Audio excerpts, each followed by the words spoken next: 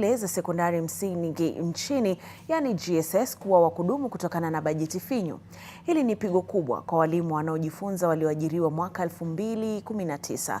Na akizungumza wakati wa kufungwa kwa kongamano la 47 la muungano wa walimu wakuu wa sekondari nchini jijini Mombasa, Waziri Machogu amesema kwa sasa wizara yake italazimika kusaka mbinu mbadala ya kabiliana na uhaba wa fedha. Tumsikize mwanahabari wetu Fatma Bugu na mengi.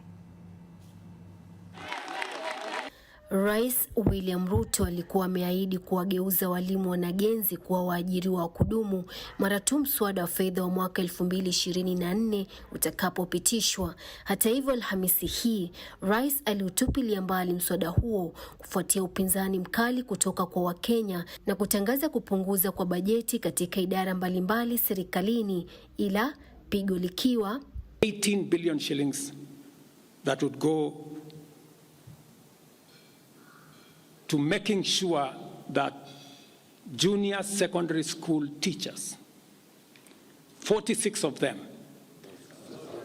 46,000 of them would be confirmed on permanent and pensionable basis. Sasa waziri wa elimu Eric Machogu anasema huo haukuwa mzaha. As a government now we have to go back to the drawing board, see the priorities that we can be able to cater for, and anything that we can be able to remove from the budget. We'll just work with whatever we have on the ground.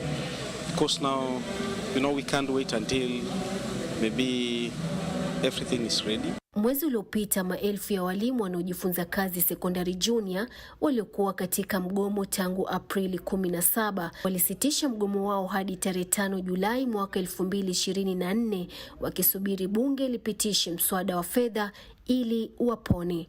Wakati huo, Wizara ya Elimu imewataka walimu wakuu wa shule za sekondari kutowang'ang'ania wanafunzi wa JSS wa gredi ya 8 na 9, Waziri Machogu akisisitiza kuwa watasalia shule za msingi.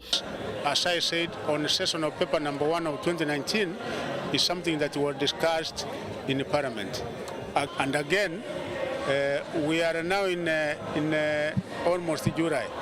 There is no way we can be able to change it. And that's what we have been asking, if there will be a review. But now you have to take the government policy for now. Ili kukabiliana na changamoto ya uhaba wa miundo misingi, serikali imetoa shilingi bilioni 3.5 kwa ujenzi wa madarasa ya wanafunzi wa gredi ya 9 katika shule za msingi.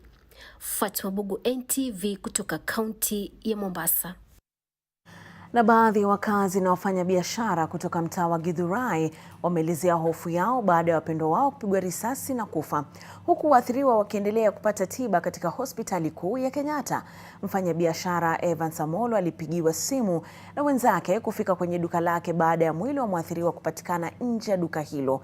Na katika hospitali ya Kenyatta, mama watoto wawili yupo kwenye njia panda baada ya mwanawe kupigwa risasi ya tumbo jioni ya Jumanne. Mwanahabari wetu Frida Okachi na taarifa hii. Mabaki ya damu ndio ushahidi tosha kuwa makanga wa basi la Kenya Mpya alipigwa risasi hadi kufa mtaani Githurai. Hali hiyo ikiwaacha wenzake na uchungu kiasi cha kukosa kuingia kazini. Akaniza mkosti ako wapi? Nikamwambia aje. Simekuwa naye hapa. Mnalala naye kwa gari. Kuja basi, nikoje baria. Alikuja hapa hivi kwa mlango. Yeye mwenyewe akaniambia, "Hebu angalia yule ni nani?" Hapo na hapo mimi nilianguka pale chini. Nimkosi, kwani ilikuwa serious hivyo. Mimi nikuja hapa na ndugu yangu. Alikuwa amelala hapa kama hizi ni damu hapa mbele ya Mungu hapa. Alikuwa amelala kama si hivi. Mimi nifanya hivi. Mfanyabiashara huyu alifika kwenye duka lake akiwa na tumaini la kufanya kazi, ila alifahamishwa kuwa kuna maiti kwenye mlango wake. Venye nilifika hapa, nilikuja nikapata maskari wamejaa, lakini venye tu nilikuwa nimechelewa, ningekuja ningeona vizuri mwili, lakini ni mjamaa wetu wa stage.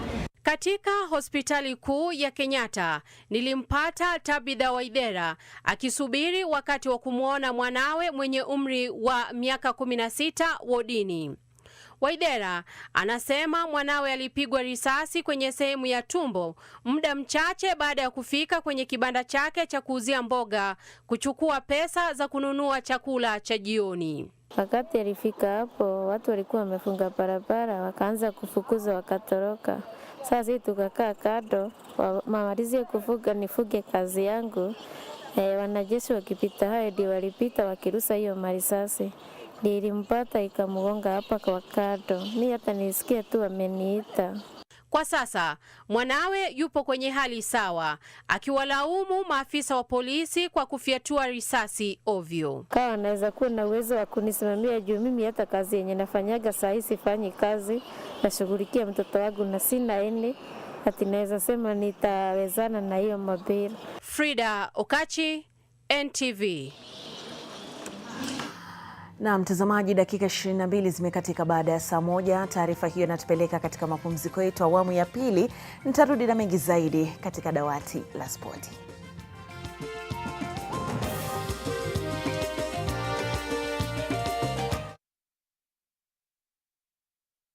5 questions with Sarah. Hi guys. Wow, Sarah, your skin is glowing. What beauty soap do you use? I use a beauty soap that keeps my skin soft, moisturized, and protected from germs. But Sarah, the beauty soaps I know don't give germ protection. Dettol Skincare does. It combines the trusted protection of Dettol with 2 times moisturizers to protect my skin from germs and keeps my skin soft with a beautiful fragrance. Beautiful skin is germ-free skin.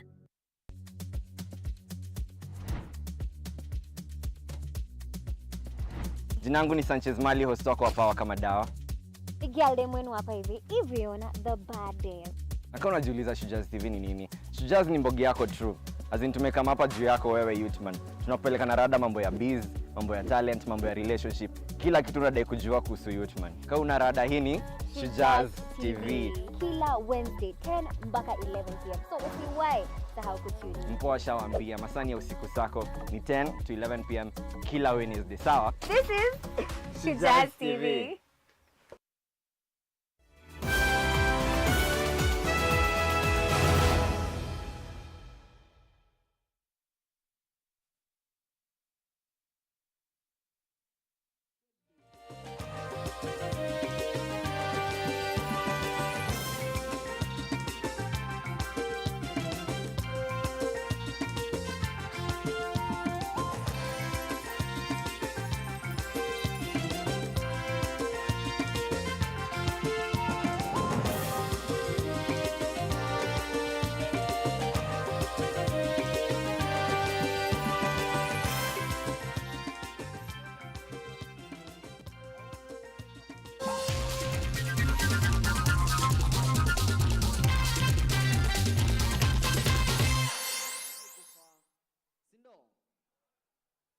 Kunani kwenye dawati la spoti. Bingwa Afrika katika mbio za mita 800 za kinadada Sarah Moraa na aliyekuwa bingwa wa dunia wa vijana katika mbio za nyika Ishmael Kipkirui ndio baadhi ya wanariadha 19 ambao wamechaguliwa kuiwakilisha Kenya katika mashindano ya dunia wanariadha wasiozidi umri wa miaka 20. Mwanaspoti wetu Elijah Ouko anatueleza zaidi.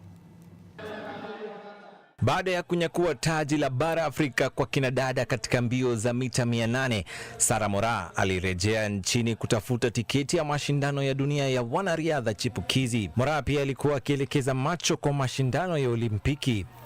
Mwanadada huyo mwenye umri wa miaka 18 alishinda fainali kwa muda wa dakika 2.01. Moraa alijikatia tiketi ya kuelekea Lima, lakini alikosa tiketi ya Paris kwa sekunde 30. Katika mbio za wanaume za mita 800, bingwa wa mbio za nyika za shule Fanuel Koech na Kelvin Kimutai ndio watakaopeperusha bendera ya Kenya baada ya Kimutai kuibuka kidedea katika mbio hizo na Koech kumaliza katika nafasi ya pili. Itabidi tu nikaribia hawa senior athlete and then tusaidiane pamoja waniambie vile ambavyo nitakimbia. Kwa Peru mtajia mazuri. Jisai niko na experience ya mita 800. Kwenye mashindano ya mita 3000 za urukaji viunzi na maji, mshindi wa medali ya fedha kwenye mashindano ya Afrika Edmond Serem na mshindi wa medali ya shaba Matthew Kosgei ndio watakaoiwakilisha nchi baada ya kuchukua nafasi ya kwanza na pili mtawalia. Pia leo nilikuwa najua haingekuwa rahisi vile, kwa sababu tulikuwa tumeenda African Championships huko Cameroon na tulifika tu, tumepumzika jana, alafu tumekimbia leo. Saa praktiki ilikuwa mingi.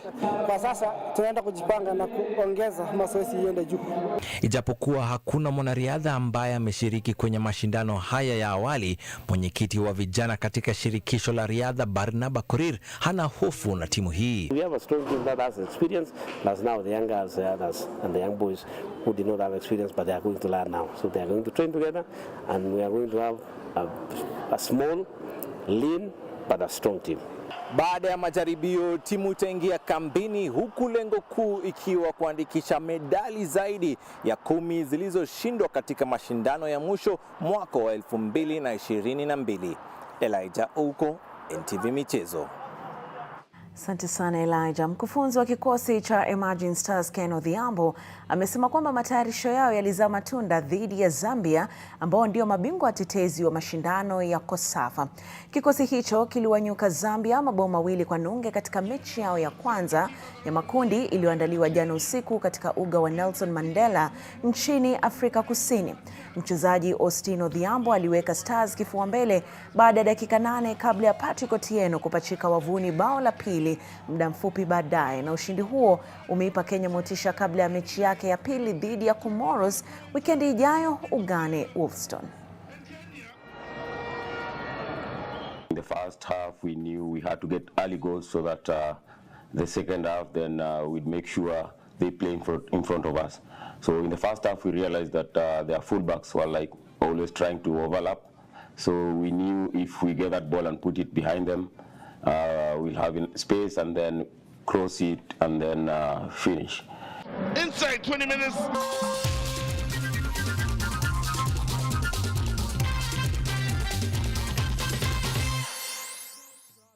Na mtazamaji, kiziba mkonga katika taarifa zetu ni taarifa tanzia, ambapo wanahabari pamoja na viongozi mbalimbali hii leo wamemwomboleza mwanahabari mkongwe Mutegi Njau.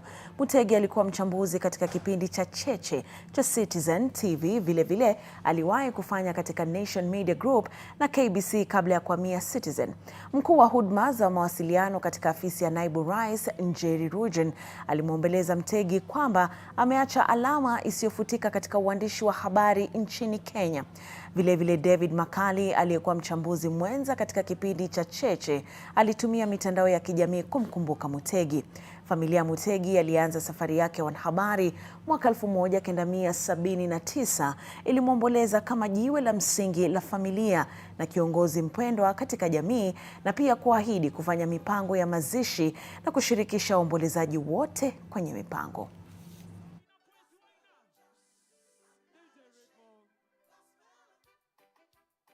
Mwenyezi Mungu ailaze roho yake mahali pema. Mtazamaji wangu, kufikia hapo basi hatuna la ziada, na kamilisha taarifa zetu za NTV Weekendi. Natumai zimeridhia nafsi yako. Ni Tafrida Mwaka, siku zote nitaitika. Fasiri wa lugha ishara ni Flora Tieno, ila mtazamaji wangu nikisema kwa heri na kuacha na neno la siku. Katika neno la siku tunaangazia kivoloya. Maana yake ni hobela, kiholela bila utaratibu maalum. Mfano katika sentensi: wahalifu waliozua rabsha Rongai walibebwa kivoloya na wananchi waliojawa na hamaki.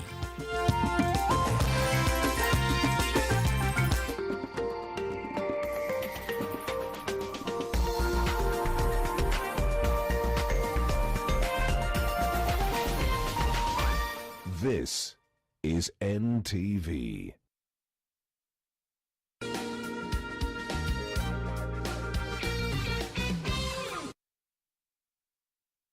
And we need 2 Royco cubes because iron gives you strength to sukuma yourself to be the best you can be.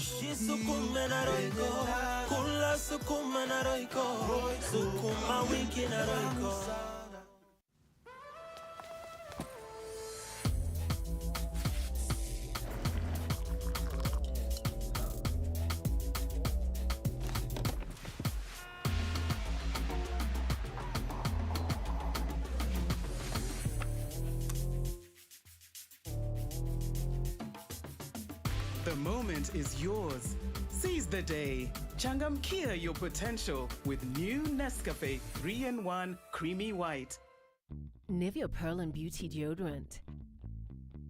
The perfect balance of 48-hour protection and care for soft, smooth, and beautiful underarms. Try our new Pearl and Beauty Black Pearl for smooth and perfumed underarms.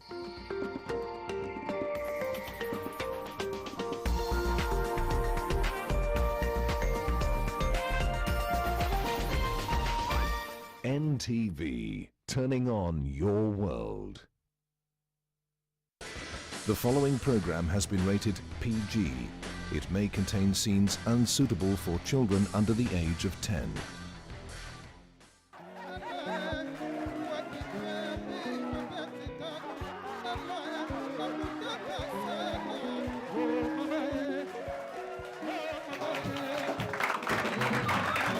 Welcome back to the Wicked Edition. I'm your host, Dr. Kingori. Tunajua parliament ya this time round, the 13th parliament, imekuwa na mambo sana, na guest wetu wa leo, he's very good vibes. Nimesema on the first part of the show, he has very many firsts. The MP for Runyenjes constituency, tunasema a leader with a comeback. Watu husema Mount Kenya mostly, people don't get voted back. He won the seat back. Na ako na story poa sana. Honorable Eric Bushangi Karemba, ladies and gentlemen. Wapi Karibu sana kwa show. Asante sana Dr. Kingori. Karibu. Wasi kwanza walikuwa very excited. With the first time you actually won the seat to parliament ya Runyenjes. Nilikuwa nakwambia hapa ulifanya your opponent vibaya sana. Vibaya sana. Alipata tu votes za formality. Sijaelewa vile politician you feel, but nitauliza one of the people wenye unapata votes za wase wanaweza toshea kwa WhatsApp group. How that feels versus the investment. But uliingia na ukarudi tena, na the Akorino community were very happy. They celebrated. Now I think that's the first thing naweza penda kuuliza. The myths about the Akorino community. Ni nini umedeal nayo wewe as an individual and as an MP ukiwa place yenye unaweza kuwa considered a minority? It is a great honor to be a Mukorino and the first member of parliament Mukorino kuingia hii bunge. It was a great honor, and we thank the people for the support. It is very unique. Recently you heard the president introduce me in our parliamentary group, that kwa hii mkutano yetu tuko na viongozi wengi, alafu pia tuko na Mukorino. So it makes me feel good that the people of Runyenjes honored me, and it is an honor to the greater population of the Akorino community, kwa sababu for a long time kuna watu wengi sana wamekuwa wakifikiria Akorino ni watu hivi hawasomi, hawaendi popote, but mimi kuchaguliwa, it was a very strong message to the people of Kenya, that pia hawa watu wa chini hawa wenye bado hawajatambulikana sana, pia wao wanaweza chaguliwa. Hizo zingine sijasikia, hizo ma hate speech on Akorino. Kuna moja tu yenye nimesikia sana, and I believe pia our audience in studio na pia home wamesikia sana. Ama labda ni mimi sijaiona. Watu sema hakuna mtu ameiona Mukorino ako na mimba. Is that true? As in, how have you ensured to keep that a secret? Sisi ni watu wa Mungu na tunajua vile tunafaa kutembea kwa hii dunia. Hatuwezi sema ati Wakorino wapatangi mimba. Mimba wanapata. Of course wanazaliwa, but hauonangi. Okay. Unajua dress code yetu sana sana ni dress code yenye iko na heshima. Kwa hivyo most of our Akorino ladies huwa wana dress na ile nguo mrefu. Sasa mrefu alafu pia iko na allowance. Sasa kama nguo ni mrefu na iko na allowance, utajuaje kama ako na ball ama hana? That's the reason. That's it. Correct me if I'm wrong. Servant leadership. For example, if a member of parliament, ofisi yako ingekuwa funded, ujue job yako ni legislation, unafaa kufanya ABCD in parliament, you are facilitated. Parliament mkuwe na quarters za parliament, mahali MPs wanakaa, hakuna sijui unahitaji pesa gani, watu wako wanaenda shule fulani, alafu ulipwe kama polisi. Would you vie for parliament? Sasa you'd vie if you have got the calling to serve your people. Because what comes first is not what you will be paid. And for your information, hii bunge unaona kuna watu wanalipwa pesa yenye wanaweza pata kwingine. Lakini wako na calling ya kufanya kazi ya watu. Yeah?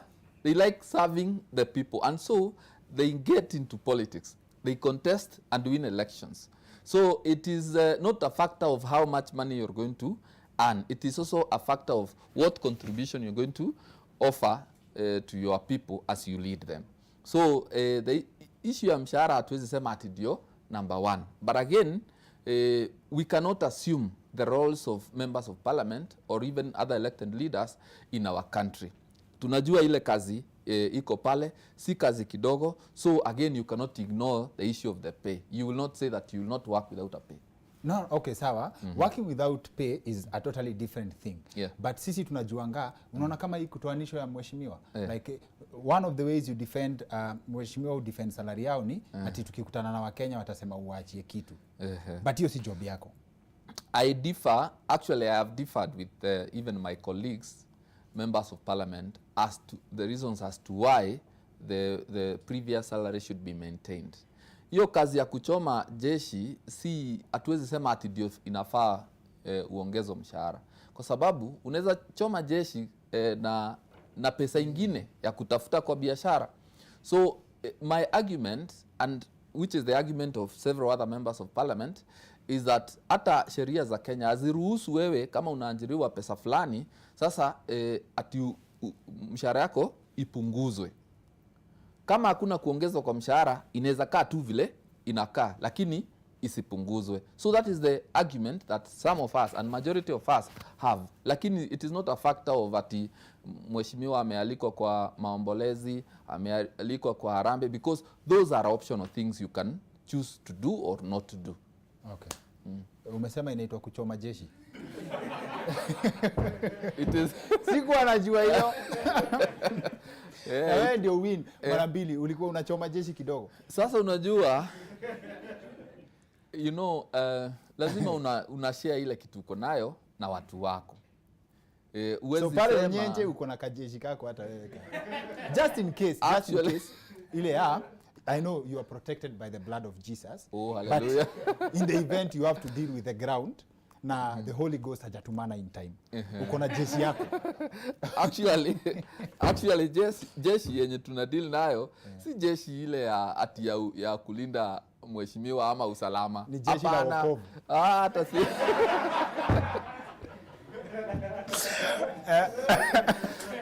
ile jeshi huwa tunasema mambo yake ni marafiki tu. Unajua kila mtaa iko na watu wenye mnajuana na wao. Sasa mkikutana si lazima mtakula pamoja ama mkunywe pamoja, mnasherehekea, mnapiga sherehe pamoja. Hata kama ni kitu kidogo mnakula, which happens not only during elections but even kama hakuna uchaguzi, it happens. Like in my constituency, it happens anytime. Even during elections, it does not even happen every time or every opportunity I meet the people. Yes. Lakini from time to time unasherehekea na marafiki. Umeniacha hapo kwa tunakunywa pamoja. This is a weird story yenye tuliisikia Mokorino. Sorry, let me just digress kidogo. Ni story ya Captain Otoyo. Alikuwa anasema kuna Mokorino alikuwa anachoma mahindi hapa Jogoo Road mahali.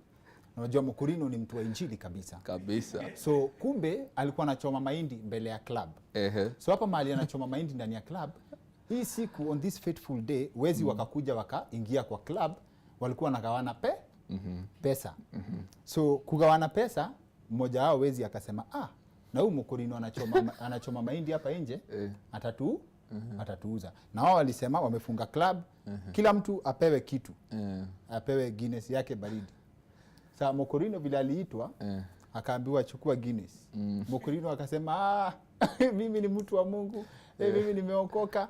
Akaoneshwa bunduki, akaitisha Tusker.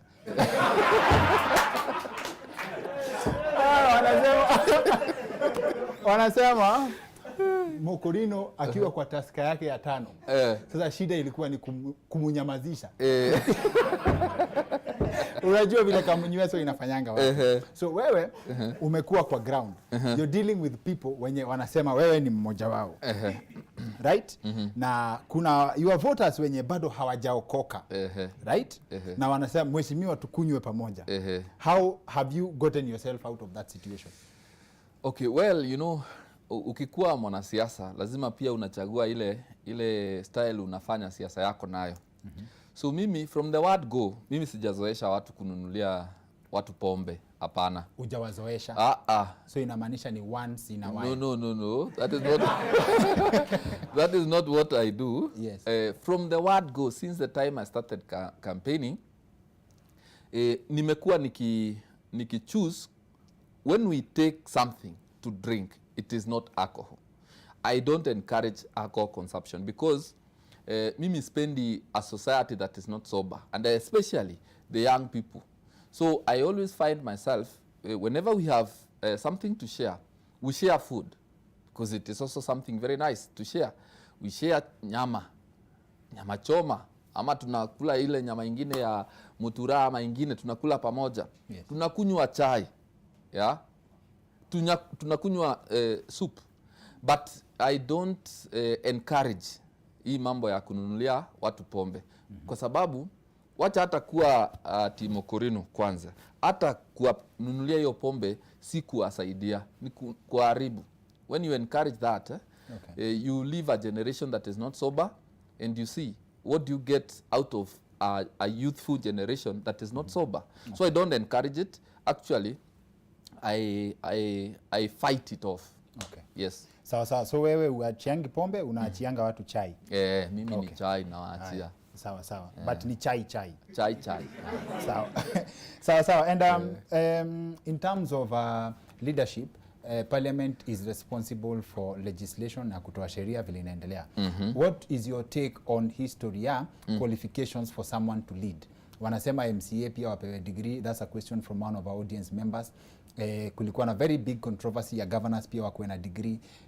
Do you think there's a relationship between academic qualifications and leadership? MCA anachaguliwa kutoka kwa ward yake, mbunge kwa constituency yake. So it is upon the people, the electorate, to decide who they should vote for. It is always very important for people to vote for a person who is literate, somebody who can read and write, somebody who can scrutinize documents and budgets, somebody who possessive skills that can help him serve his people better. But in some cases, you find some people who do not possess such high levels of education who make their way in parliament and succeed. They do extra work to serve their people, lakini hawana ile masomo mingi. Hii sasa hata si ya show. Watu sema ati Mukurino akitoa hii kitu ana cheesy. So I'm curious. Ukipigwa ngeta alafu itoke by mistake, does that also apply? Sasa sijai kutana na mtu mwenye amechizi na sijai pigwa ngeta, but hiyo maneno nitachunguza. So it's not confirmed? It is not confirmed. I think it is neither here nor there. Sijawahi ona mtu amechizi. Okay. Na ni watu wengi wamekuwa wakorino alafu wakabadilisha. Na sijaona wamechizi. Kwa hivyo hiyo ni maneno ya mtaa tu. Ni maneno ya mtaa. Asante sana.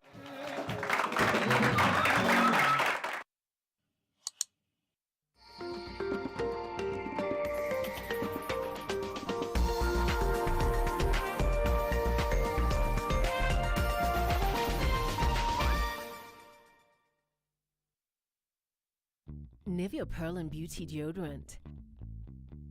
The perfect balance of 48-hour protection and care for soft, smooth, and beautiful underarms. Try our new Pearl and Beauty Black Pearl for smooth and perfumed underarms.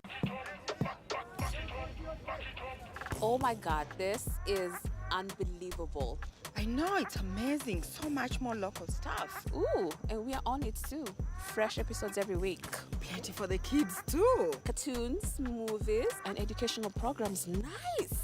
Finally, some peace in the house. Oh, look at that. They have international stuff too. Movies, great hit shows. Makes you just want to curl up and binge watch for years. Guys, shh. I'm trying to catch up on single kiasi. I need the tips. Okay, ladies, we're rolling in 5. Is there anything else that you need? Now that you ask, can I get your number?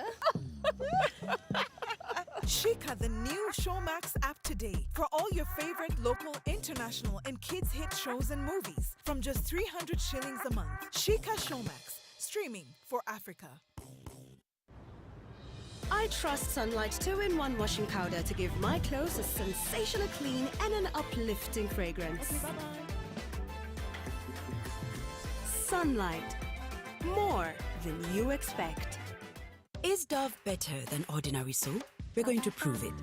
Take a bar of your soap and Dove. Use yours on one side, Dove on the other. The soap part feels rough. The Dove side is softer, smoother, and more radiant.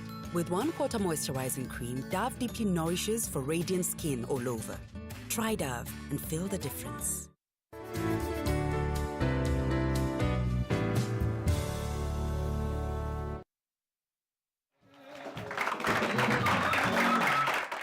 Welcome back to the Weekend Edition. I'm your host, Dr. Kingori. For the first time to manage to get El Presidente on the show. He's in fact, the original talent kwa Chachicho. Yeye ndiye alifungulia kila mtu njia ya kwenda kuperform on that platform na hakuangusha wasi. He is, nimesema, the self-proclaimed president. Let's see whether atapiga hiyo vibe ya recognition kwa show. You all know who he is. Ni yeye ndi head of programming for whatever that means. Yeye ndio nini inaitwaje, mhariri wa kipindi. Akiongea lazima atatrend na ameshajua kushika wa Kenya mali atatrend kila time. You know him and you love him. One of the original talents kwenye Churchill show. Eric Omondi is in the house. Karibu sana. Nenda wase. Kofiti. Sema bro. Kwani ulilala kwa Diamond? Inde luku siku hizi. Mwase. As in bana boy nini? Siku hizi hakuna zile ati suti nini ati. Hapana. Wewe ndo unachoma bro. Unavaje suti? Sasa siku hizi maluku bro, maluku. Okay, sasa kama hii luku ya leo nini imeinspire hii luku? Hii ni 1970s, yeah. Ni flare, yeah. Unajua umebaki hivi wewe utembee ndedhi.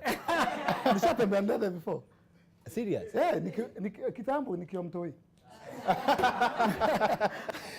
Manzi, ulisema wewe ni president, kuna watu wana dispute your story, but kitu poa na wewe haujalingi. Umedefine entertainment be interesting. Yes. Ulisema wasanii wa Kenya hawajui showbiz ni nini. Hawana hata showbiz. Wacha kujua. Hawajui ni nini, so hawezi kuwa nayo. Showbiz tu si content ati ukuja wewe ni content ni showbiz ni lifestyle. So kama wewe ni comedian ama wewe ni musician, going beyond your art, going beyond your comedy or your music, whatever you do extra, unakula nini, umevaa nini, unaishi wapi. Ndio mbwembwe. Unajua hapa before ulizeni story ya long yangu. Unajua mimi nikiwa mdogo, hata mimi acha nikupe story yangu nikiwa mdogo, madhe yangu aliyenibai nguo kama hii, but ilikuwa umaskini. Sasa hii ni showbiz sasa. Na mmefokasia madhe. Mwili maza kurudi, si ndio? Baadhi watu walikuwa wanasema umejidunga mavitu hiyo time ndio ati ukuje ukafura nini. Si ni ule bouncer, huyu bouncer wa Kayole. Clerical. Anaitwa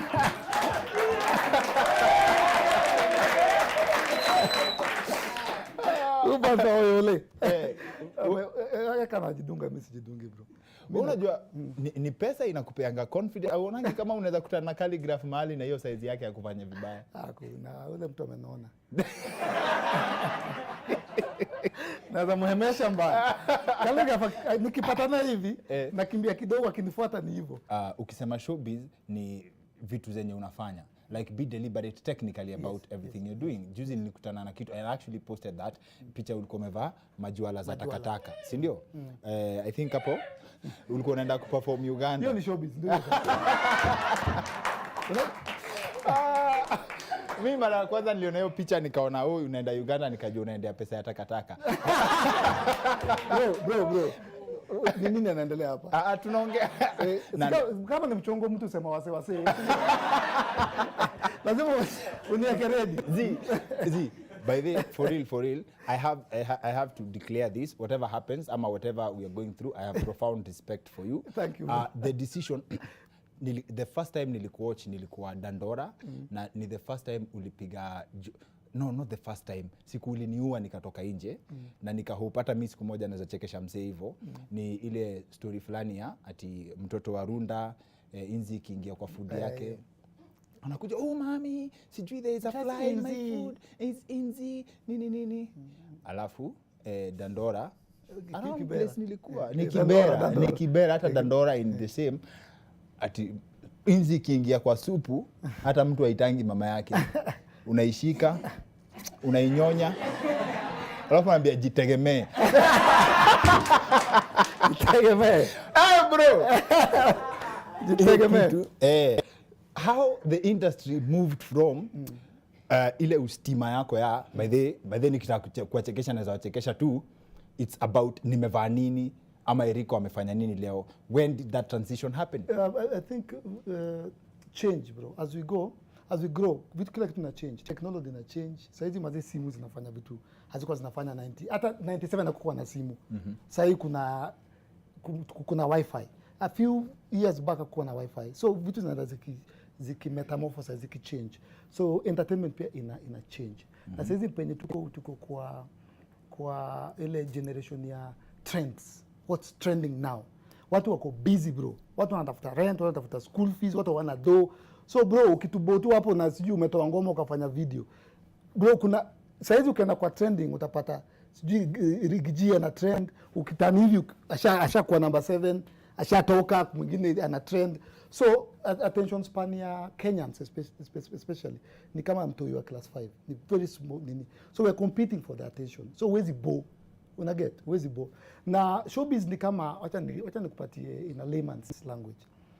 Ni kama matatu, nipatie stage. Wewe unaishwa Dandora ama Buru. Ni stage stage ya mat. Tuseme Buru. Kuna mat mobs zimepangana hivi. Si ndio? Yes.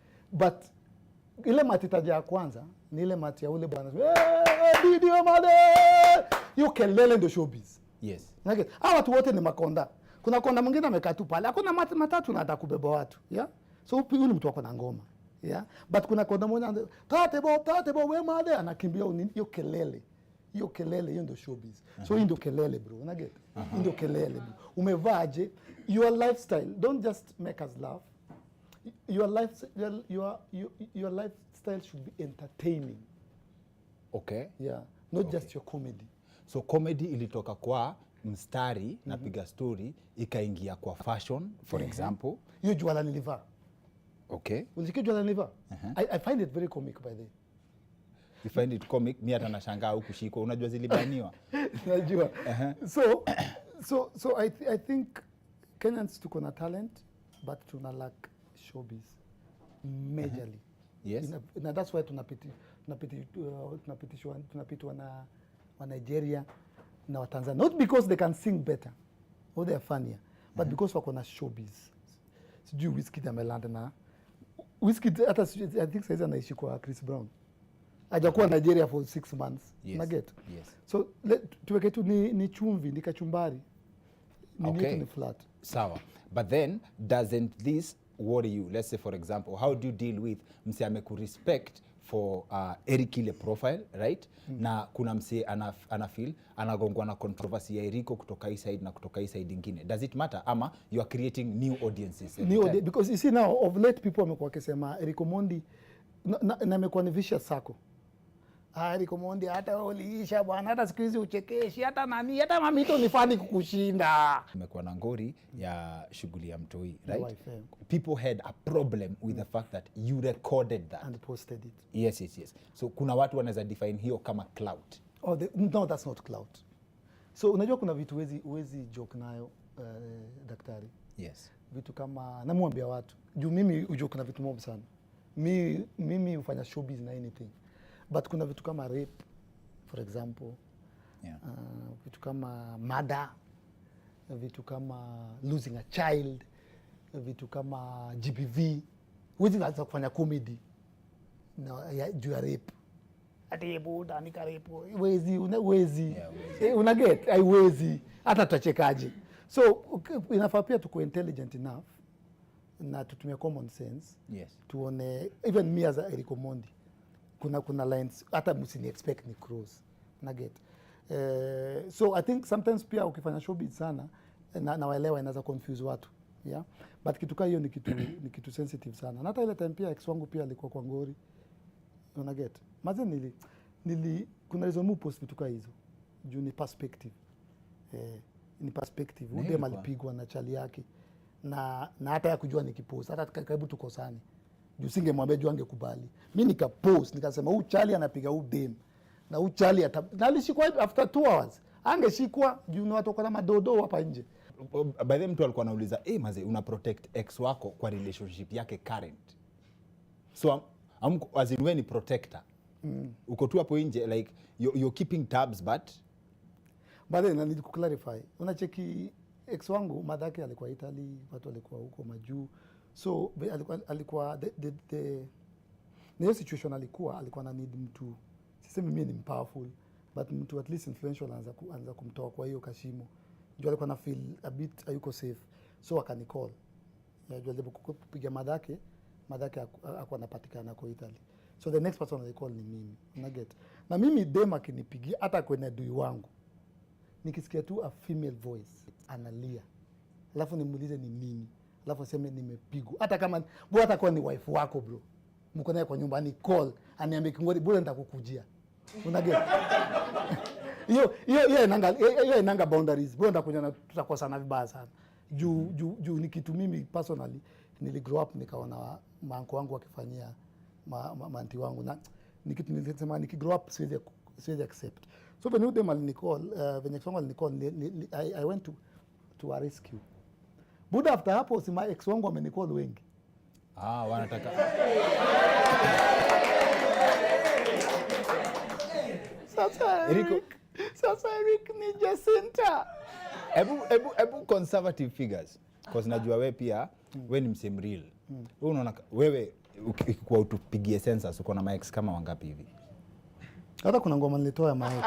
Nitegemee.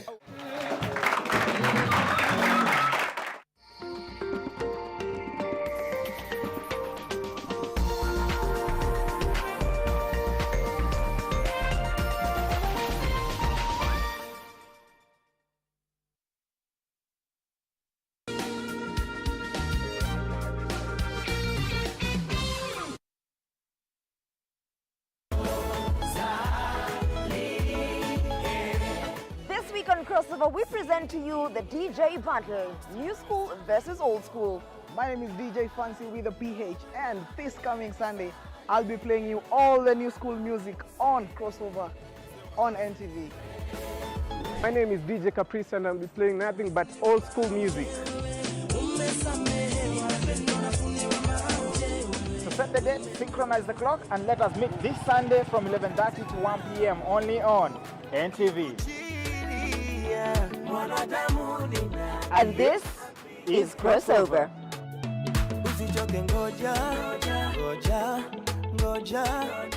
Enjoy up to 100% asset finance, zero processing fees, and flexible repay options through our trusted partners. Visit any Family Bank branch countrywide to learn more and get started. You think that Angela is also using me? Huh. You said it, not me. No, not at all. Angela is not that kind of woman.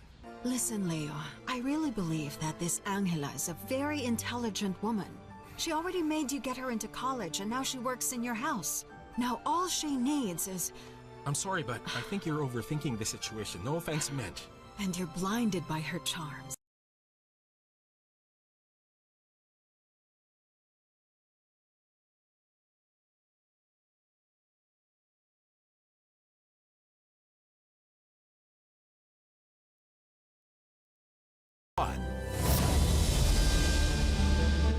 The beauty soaps I know don't give germ protection. Dettol Skincare does. It combines the trusted protection of Dettol with 2 times moisturizers to protect my skin from germs and keeps my skin soft with a beautiful fragrance. Beautiful skin is germ-free skin.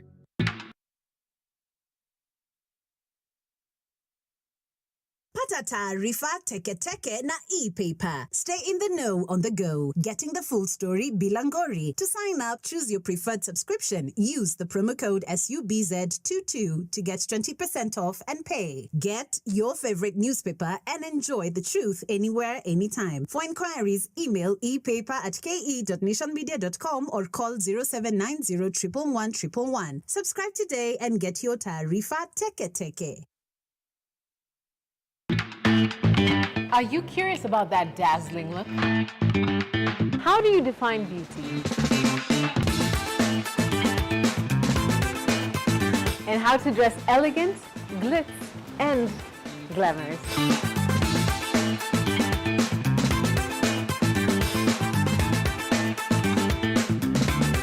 The Glam Show is here to answer all those questions and show you what's popping and what's the latest in the beauty and lifestyle world, because you need it.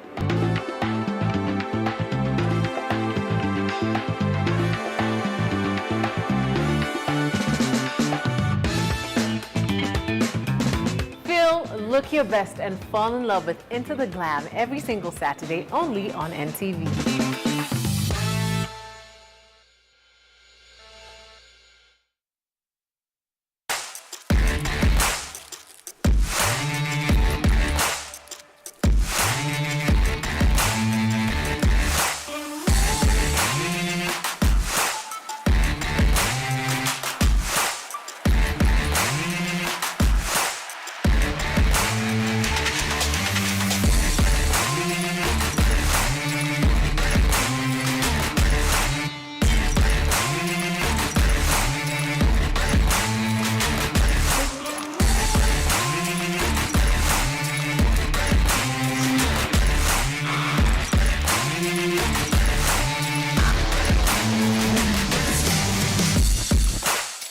Kuna mbomu 15 pounds. Nachukua mbomu. Zinakwenda. Nahitaji diaper. Kimeumana. 39 40,000 shillings. Namba 3. King Kong.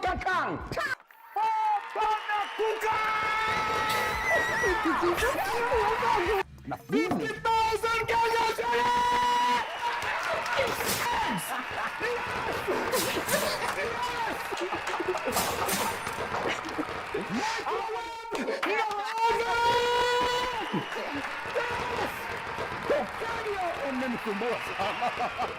Grand, mega.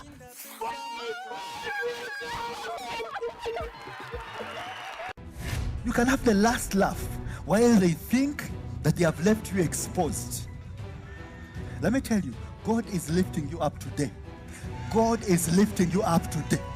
God is lifting you up today. He's taking you to the place of your dreams, I'm telling you. You're going to experience a release. Hallelujah. Out of bondage. Hallelujah. Into liberty. Glory to God.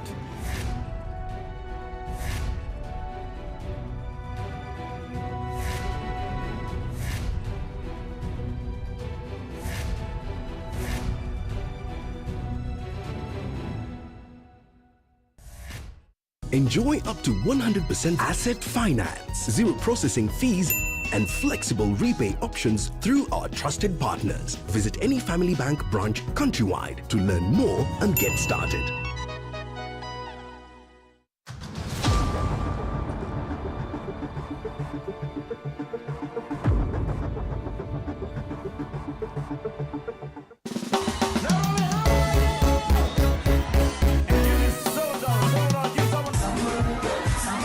This show inspired generations with the laughter, the fun, and the good times. Brought to you endless talents and changed the lives of many across the country. And now, are you ready for the return of Africa's biggest comedy show? Churchill Show, starting this July on NTV.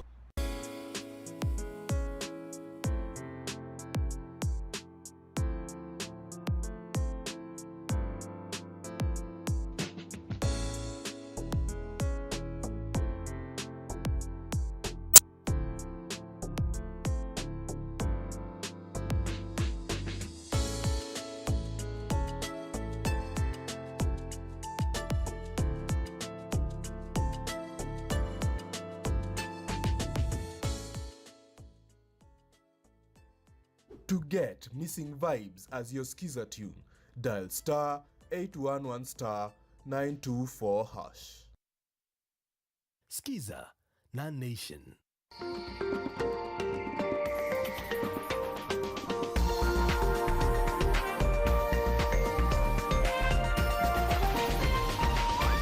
NTV, turning on your world.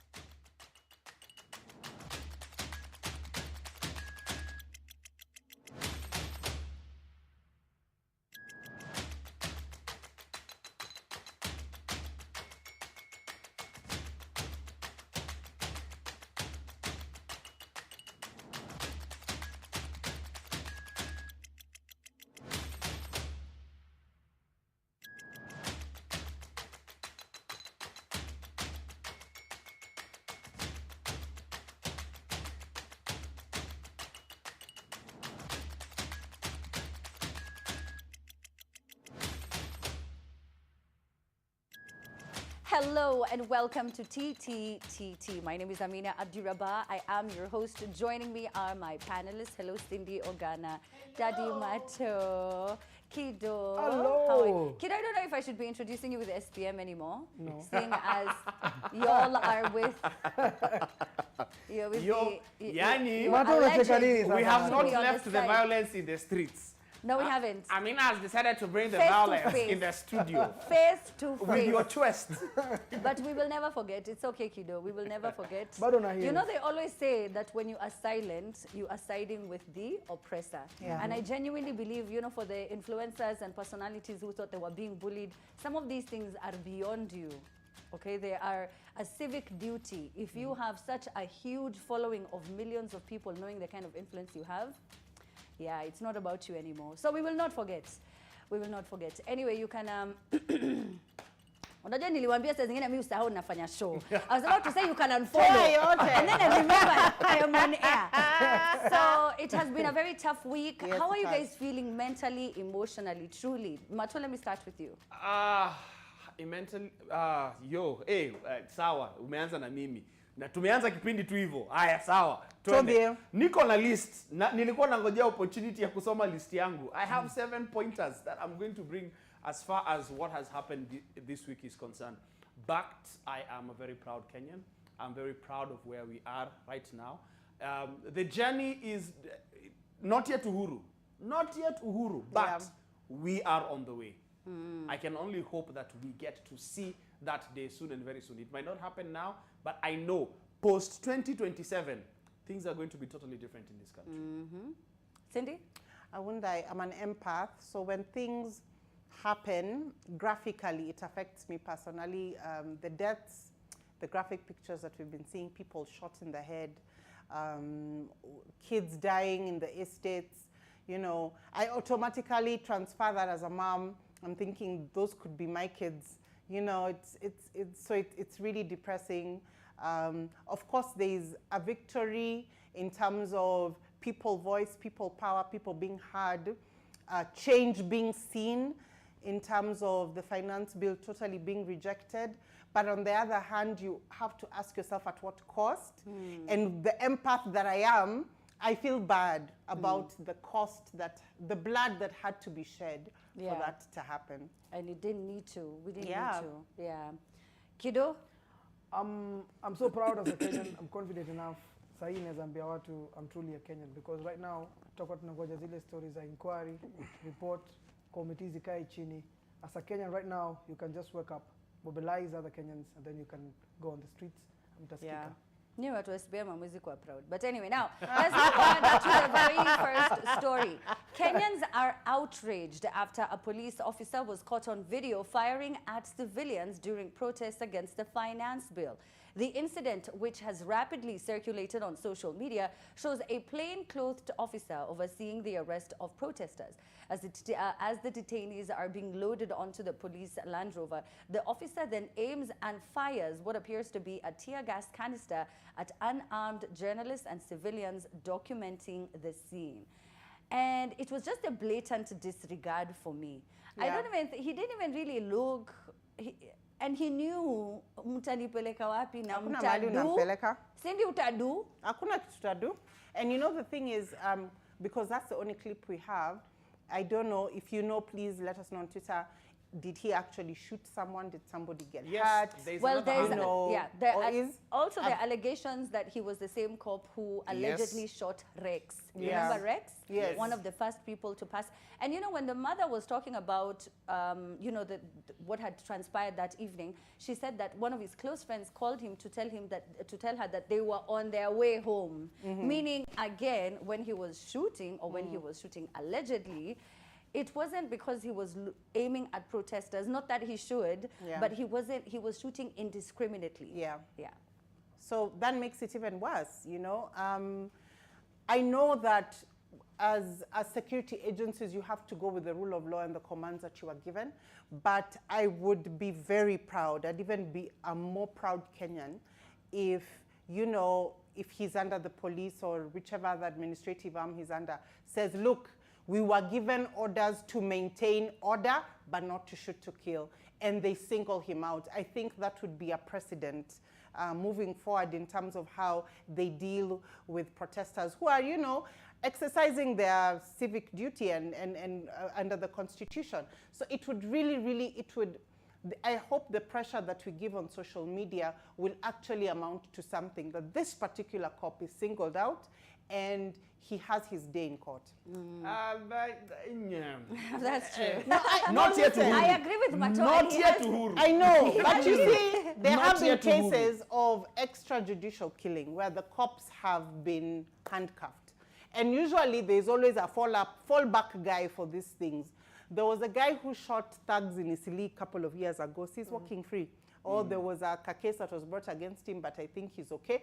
It would be nice, whichever stage it goes, even though he has a day in court, just so that moving forward, guys know you just can't, because this guy is trigger happy, you know? So we don't know what he's going to do next. I agree with you on it would be nice. Yeah, it would be nice. Mato. When the day comes, it would be nice, it will be good. But what this gentleman, hey, I'm calling him a gentleman, Mato, I know. uko serious. What this individual is doing is a clear representation of the tenets within this administration, where there is audacity and complete disregard over other people's lives, hakuna utu. So it's just a trickle down, whether it's a trickle down or a trickle up, whether it's bottom down, bottom up, whichever one. Yeah. It is just a clear representation of, I don't care, I do what I want. That is why we had the arrogance from the members of parliament, who are now coming out to apologize and say, oh, you know, I did not know that this was the voice of the people, yet you were there to represent the people. And exactly. Like, ubaya hii topic, inaguzia many of the things that we are still going to talk about. Yeah. So naogopa hata ku preempt one of the other topics But we're going just to to talk ride about. on your point, Yeah. whoever thought? Because, you know, kido ni wajuzi. So let me just say, the three of us, if we had quatch the four of us, marangapi tumeongea about a revolution. Yes. So many times we've even been trolled, especially Many. during election times when people were just voting under tribal lines. We were chanting this thing. We never thought that the day would come, and the day has come. In our lifetime. Yes, in our lifetime. Just to So ask the you way I'm guys. saying it would be nice, I believe the day will come. Okay. Hopefully when the day will come. trigger-happy cops like this guy will have their day in court and hopefully their day behind bars. Hopefully. But now my question is, what happens to IPOA? Ni kama wamelala sana because Wakenya hapo online wako very active. Mwananchi anafanya investigation yake vinoma sana. Tunaona wanataka wanamsalimia the whole time. I don't know if research ama investigation ifanywe kwanza ndio huyu jamaa ikwe kando, because it's taking time. Amina, allegedly umesema earlier on, not the first time. This is the second time. So there are two words I think that should be scrapped completely. One, it's the term mwananchi because of what it has been used to mean, who it has been used to represent. Saa hii wale watu wanaongea hakuna kitu kama mwananchi wa kawaida. It is just Kenyans pure and simple. Okay? We have representation now, proper representation. Two, what do you need to investigate when you can clearly see there is no cause for the action? There So is asalimiwe watu. there is no cause for the action. Ashasalimiwa. Mimi sisemi asalimiwe. Mimi ninasema kuna kile unaona. This does not need a commission of inquiry. We It can does. see That's it. what I'm saying. There was video evidence, and I understand there is a procedure, Yes, there is all always right, a in a court of law that has to be followed, and there are due processes that again have to be followed, and it depends in the kind of way you attained the evidence. I know all of those, and some of them might not be admissible. In a court of law. That said, just like Mato, I'm also wondering, what more do you need to see? We saw videos coming out of Rongai, Oh right? my God. You saw them? As Yes. scary as they are, but it's showing you, we're telling you that these people are killing us, and yet nothing is being done. Now, away from that, let's talk about members of parliament who have approved countrywide deployment of the military. Did you guys see that? Yes. Yeah, also. Okay, so what does the military do? What do they do? When you're given a call, Mato, and you're told, Tokeni Langata Barracks Sahi, Kunangori, wherever, Hapo Westlands, Hapo Town, what are you coming to do? So one of the things that I will very confidently commend the military for, it is they are the actual disciplined forces. Yes. Okay? I saw, because you see, when the military is brought in, they are not brought in to pacify. They are brought in to use force. Yep. And the restraint that I saw from the military officers in CBD yesterday, totally commend them. Because ideally, they are meant to be there to support the police officers. Wakiona, hey, police officers wamesema, hey, sisi tumelemewa, haya, wacha tukuje tuwasaidie.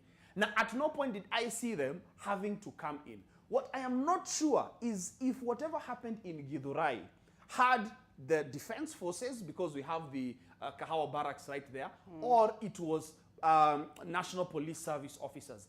I can neither confirm nor deny which one of them it was, because that was also another massacre that needs to go down in history, in our history books, as something to remember. Ongata Rongai on the 27th of June. Githurai on the 26th of June. Those murders need to be remembered. Outside Parliament on the 25th of June. Oh, yes. On the 25th of June, that is absolutely true. Now, Mato, a lot of people said that they were not the police, that it was the army.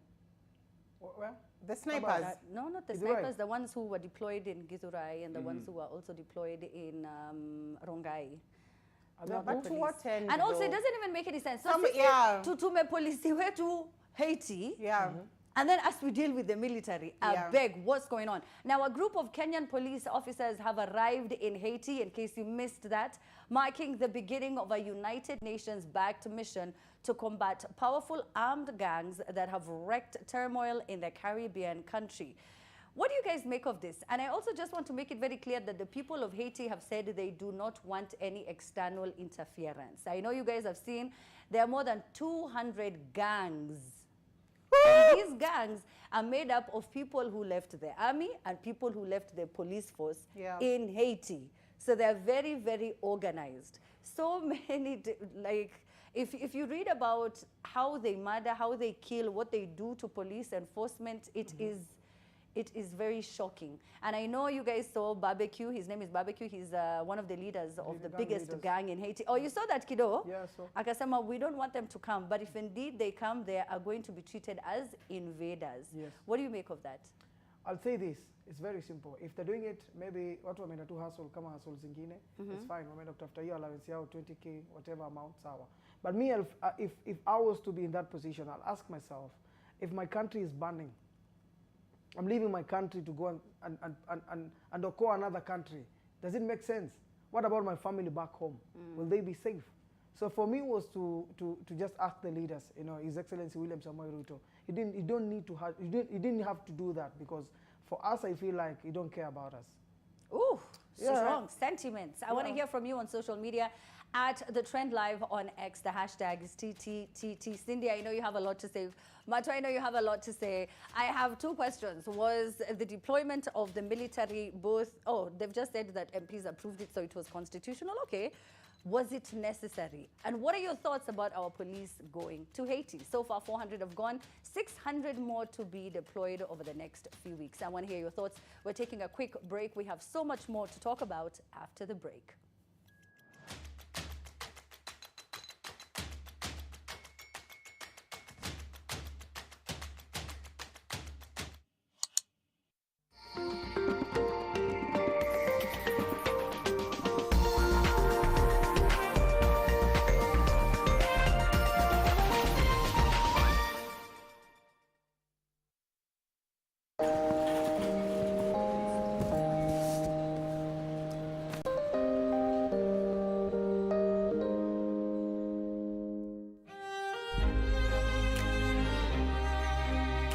The moment I feel my pain starting to fade, it's like I'm going back to myself on a really good day.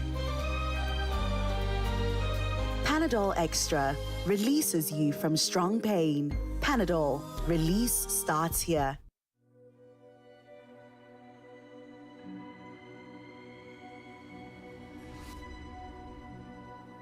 People come to me and they say they get discomfort when they have ice cream. Can you imagine that? Avoiding having cold ice cream. Sensodyne gives you long-lasting protections against sensitivity. And people come in and they're like, oh, it works. I can have ice cream and I'm not in any discomfort. I recommend Sensodyne because it works. It's brilliant.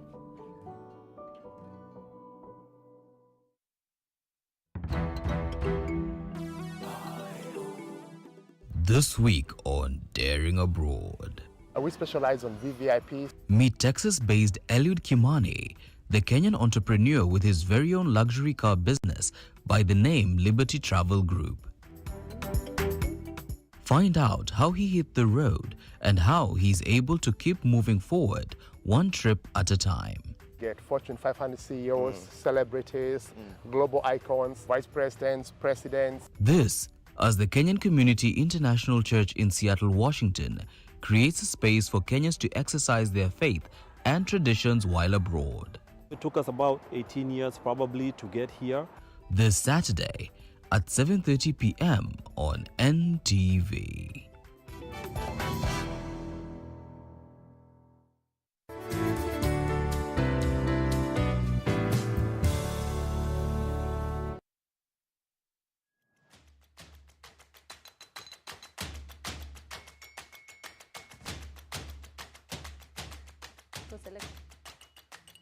And welcome back, welcome back. All right, so now right before the break, we discussed whether it made sense for the military to be deployed in town to curb protesters and the kind of energy that they were seeing on the streets. Did that make any sense? Was it Mato? Cindy, you didn't touch on that? Yes. So for the military, like Mato said, it's a sign of strength. And when you have been beaten at your own game, because you know you play mind games, you gaslight, you're like, hey, hey, hey, and then you realize it's not working. Now you use force, where you're like, okay, let a fujo warning. If you think that you can do whatever shenanigans you guys think you're doing, try and do that in front of the military. So it was brought because the nonsense that has been going out in the air. If you do this, it's like when you're a child and you're a mom and you're disciplining a child. Wait, watch out, kufanya hivi. And then eventually you say, I'll call your dad. And then the kids all of a sudden are disciplined. It was a card that they played. What they did not anticipate is how we would react to having the military deployed. They thought guys would not go to the streets yesterday, and the streets were packed. We still had people demonstrating in the streets regardless of the presence of the military. Granted, it was not a mammoth crowd like we had on Tuesday or Thursday last week, but it still goes to show that a people united can never be defeated. And once the spirit is willing, it does not matter. You cannot break a spirit that has decided 2020. Nayo. You know, Cindy, if they were not arresting people willy-nilly, if they were not just throwing people at the back of that Mariamu, they were not tear gassing people and shooting, as I had said, indiscriminately, there would have been a higher turnout. Once again, it is a peaceful protest. That's what everyone is saying. They just want their voices heard. The excessive force unnecessary. Going into neighborhoods to shoot and you know, sell fear to people, again, unnecessary. This revolution that people are wondering, imetokea wapi? Huyu ni nani? Walisema ni nani? Russians, Illuminati, who NGOs? What else did they say? Who else funded us? Walitaja majina ya viongozi lakini hatuwezi wataja. Oh, viongozi kadhaa wa opposition, na imagine, au pia wakalipana. They just do not understand how more than 50 million of you just all woke up and you are angry. Is it something in the water? Is it crack? What's going on? How can you all be angry? So sorry, Kido, I didn't allow you to respond to the story about police going to Haiti. Yes? For me, what I said earlier on was very straight, Amina. If I was given an opportunity today to be in that position as a leader, I would not allow that. Okay. You wouldn't allow that. Mato? I mean, it was fought in Kenya, it has been fought in Haiti, but clearly this is I mean, it's somebody's mission that they feel has to be concluded the way they had signed. Hapa watu wanacheza na pesa ya mtu. Wacha usiwahi ingilia pesa ya mtu. Mumeona lakini huyo msi anaitwa barbecue akiongea. Aje anaitwa barbecue. I Amekula don't even want to kwanza. know why he's called barbecue. Yeah. Right? Yeah. And he said, if they come, we will treat them as invaders. But I saw yesterday, he said he is he's inviting dialogue. He wants to hear what it is that, the Kenyan forces are coming to say. I don't think they're coming to talk. Na if force tumezoea in Nairobi, maybe sijui watu wa Haiti kama watatulia. I don't know. They're armed. I mean, one of the sentiments that we always had initially once this administration started operations, we'd see scandal after scandal after scandal. And my hope at the time, which I vocalized, was wacha waendelee so that ifike point, Kenyans are angry enough to do something. And they got there. And I still did not want whatever was happening to happen. But if that is the cause that will cause this effect, I hope. Yeah. But now, I am hoping and praying that our police officers go to Haiti and they manage to quell the gangs and the violence. But they're like a handful. But in case it does not, I hope that the effect will be that even our police officers will be like, yo, hapa si kuzuri. Because there is a police officer who was, there's a video online of a female police officer who was angry and tired. There is a plainclothes police officer who was lying on the street next to the body of his brother who was shot outside Parliament buildings on the 25th. So, ifikie tu yani watu waseme, yo, by the way, sisi kama wa Kenya, sisi sio polisi peke yake. Sisi ni wa Kenya pia. Na kuna kitu hapa haiko sawa. Unaona, Mato, lazima ukumbuke, when they are dealing with protesters from Kenya, when they are dealing with members of the opposition, they are armed with the most, inakonga ni mawe, sindio? Yes. For these peaceful protesters, they had water bottles, phones, and flags, right? I need you to know they are armed with the latest machinery. Do you understand what that means? For? So this is, when we're talking guns, they have a variety. And then remember, different gangs do different things and kill people differently. Yeah. Where? Haya basi, tutaona. And we do wish them, all the best. Because even just like the gentleman who blew up his hands, Kenyans are so empathetic to the point that they know he will be left by himself with that bill. And guess who will have no problem helping him? Fellow Kenyans. And that is what I think the police don't understand. This isn't even a battle. It's not even supposed to be a war. This is just people speaking up and saying this is wrong.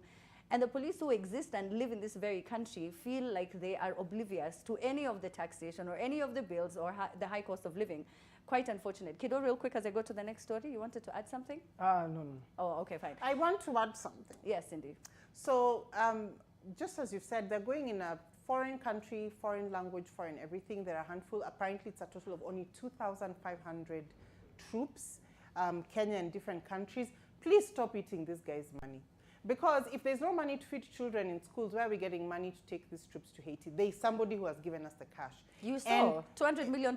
Yes. Yeah. So we have received money for this, and it's already there are allegations of graft, that they're only getting 20% of their allowance that they were meant. 20,000. Yes. 20,000, not 20%. No, it's 20% of the allowance that they were told. 100,000. Yes. Okay. That they were going to get. So it's already tough, and most of these cops are doing it because they want to put food on their table. And like you've rightfully said, Amina, if things go wrong, ni sisi ndio tutawachangia, by the way, at the end of the day, please. Kama mumepewa pesa ya kupeleka watu Haiti, ulienda ukanegotiate and you said, sawa, here's the deal.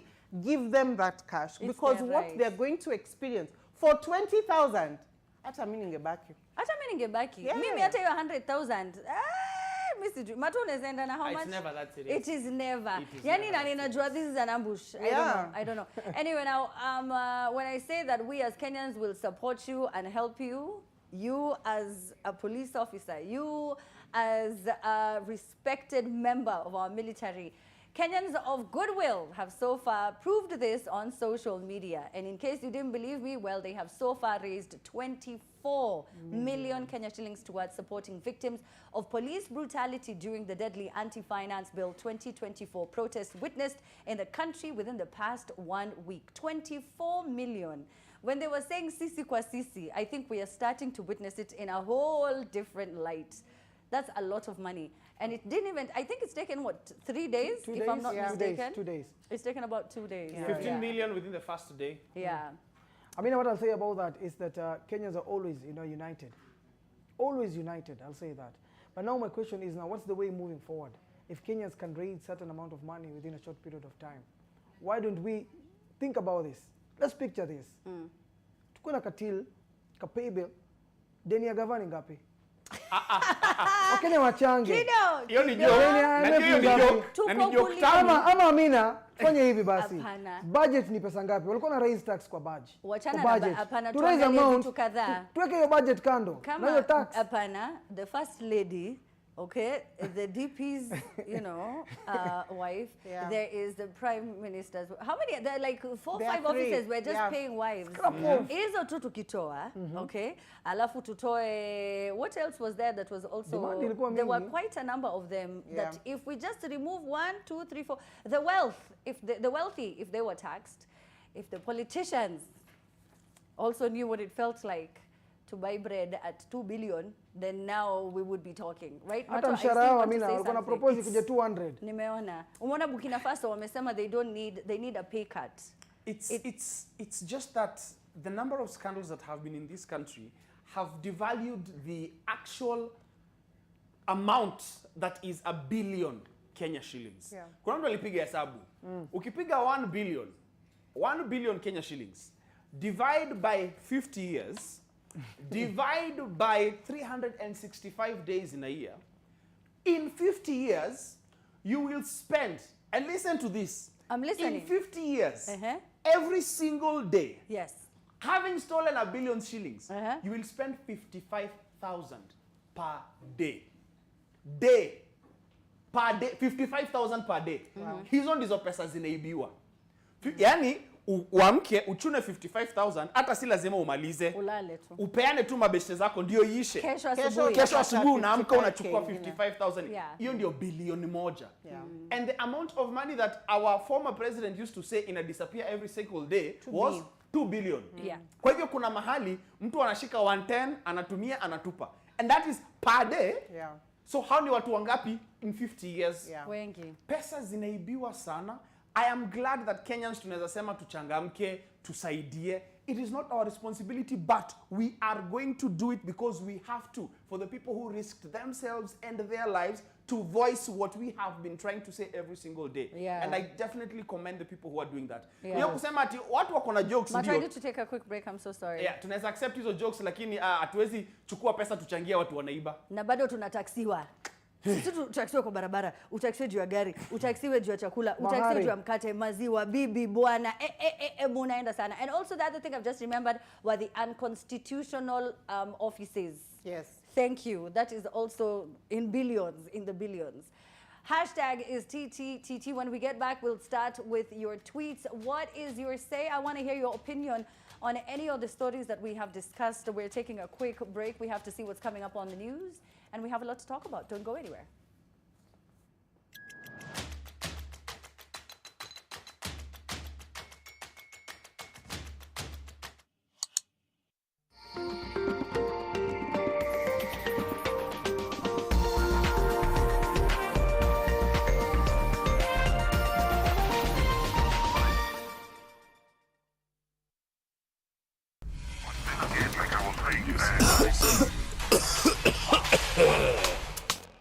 Kikohozi cha muda wowote, kutokwa na jasho kwa wingi usiku, uchungu kwenye kifua, afya kudhoofika, tafuta matibabu.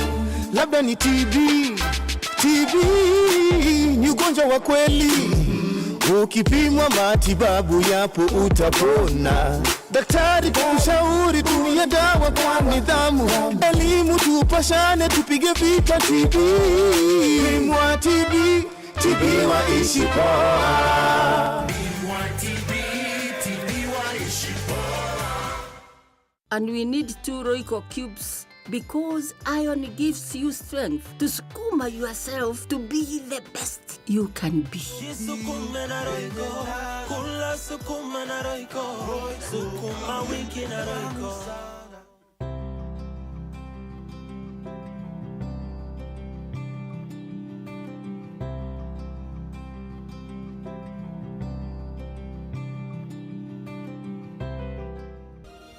The moment I feel my pain starting to fade, it's like I'm going back to myself on a really good day.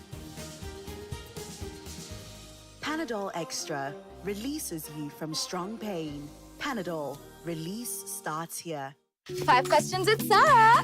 Hi guys. Wow, Sarah, your skin is glowing. What beauty soap do you use? I use a beauty soap that keeps my skin soft, moisturized, and protected from germs. But Sarah, the beauty soaps I know don't give germ protection. Dettol Skincare does. It combines the trusted protection of Dettol with 2 times moisturizers to protect my skin from germs and keeps my skin soft with a beautiful fragrance. Beautiful skin is germ-free skin.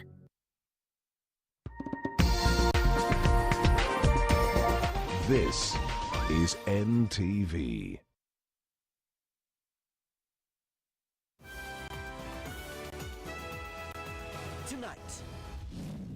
Mtoto wangu hajui mambo ya maandamano. Mtoto wangu alipatikana akiwa anaendea kitabu. Sijui ni wapi. I can't say these are Gen Zs. These are criminals hiding under the cover of Gen Zs just to vandalize, steal, and make people go to square zero. Death, destruction, and wrongs in Rongai. A family in mourning and traders counting losses in the aftermath of violence and ills that befell Ongata Rongai. Also tonight, angalia yule ni nani? Hapo na hapo mimi nilianguka pale chini. Mkosi, kwani ilikuwa serious hivyo? Nikamwambia huyu mtu amekufa huyu. Wanajeshi wakipita hadi walipita wakirusa hiyo marisasi. Nilimpata ikamgonga hapa kwa kado. Mimi hata nisikia tu ameniita. Violence that begot death and injuries. We tell you what happened in Githurai on Tuesday night. Plus, you cannot fake these things, you cannot hide these things. The government must be held accountable for each and every death. Hundreds of protesters recuperating in hospital after 2 days of violence-marred protests. Once again, police on the spot over brutality. And I want to look at William Ruto in the face. I hope he's looking at me. And tell him to rise above himself and realize he has the instruments of power and order the stoppage of killing of young Kenyans.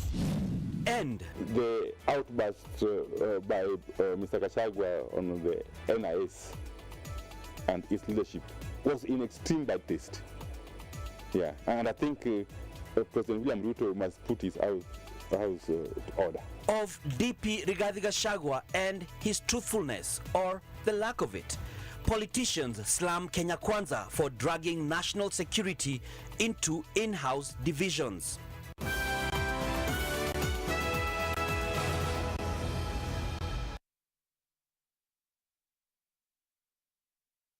Five questions, it's Sarah. Hi guys. Wow, Sarah, your skin is glowing. What beauty soap do you use? I use a beauty soap that keeps my skin soft, moisturized, and protected from germs. But Sarah, the beauty soaps I know don't give germ protection. Dettol Skincare does. It combines the trusted protection of Dettol with 2 times moisturizers to protect my skin from germs and keeps my skin soft with a beautiful fragrance. Beautiful skin is germ-free skin. You can have the last laugh while they think that they have left you exposed. Let me tell you, God is lifting you up today. God is lifting you up today.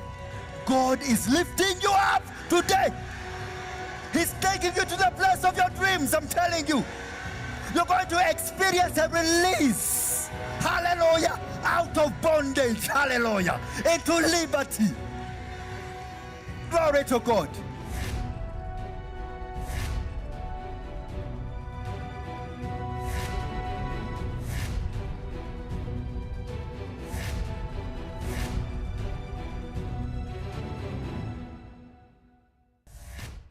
Enjoy up to 100% asset finance, zero processing fees, and flexible repay options through our trusted partners. Visit any Family Bank branch countrywide to learn more and get started. Is Dove better than ordinary soap? We're going to prove it. Take a bar of your soap and Dove. Use yours on one side, Dove on the other. The soap part feels rough. The Dove side is softer, smoother, and more radiant. With 1/4 moisturizing cream, Dove deeply nourishes for radiant skin all over. Try Dove and feel the difference.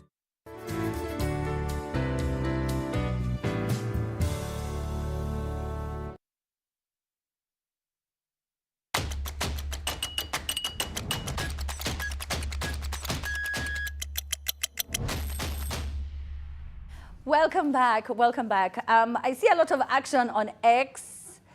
Kido, hebu niambie, ati kuna watu wanasema nini? Jamani, ni kama watu wameamua mbaya.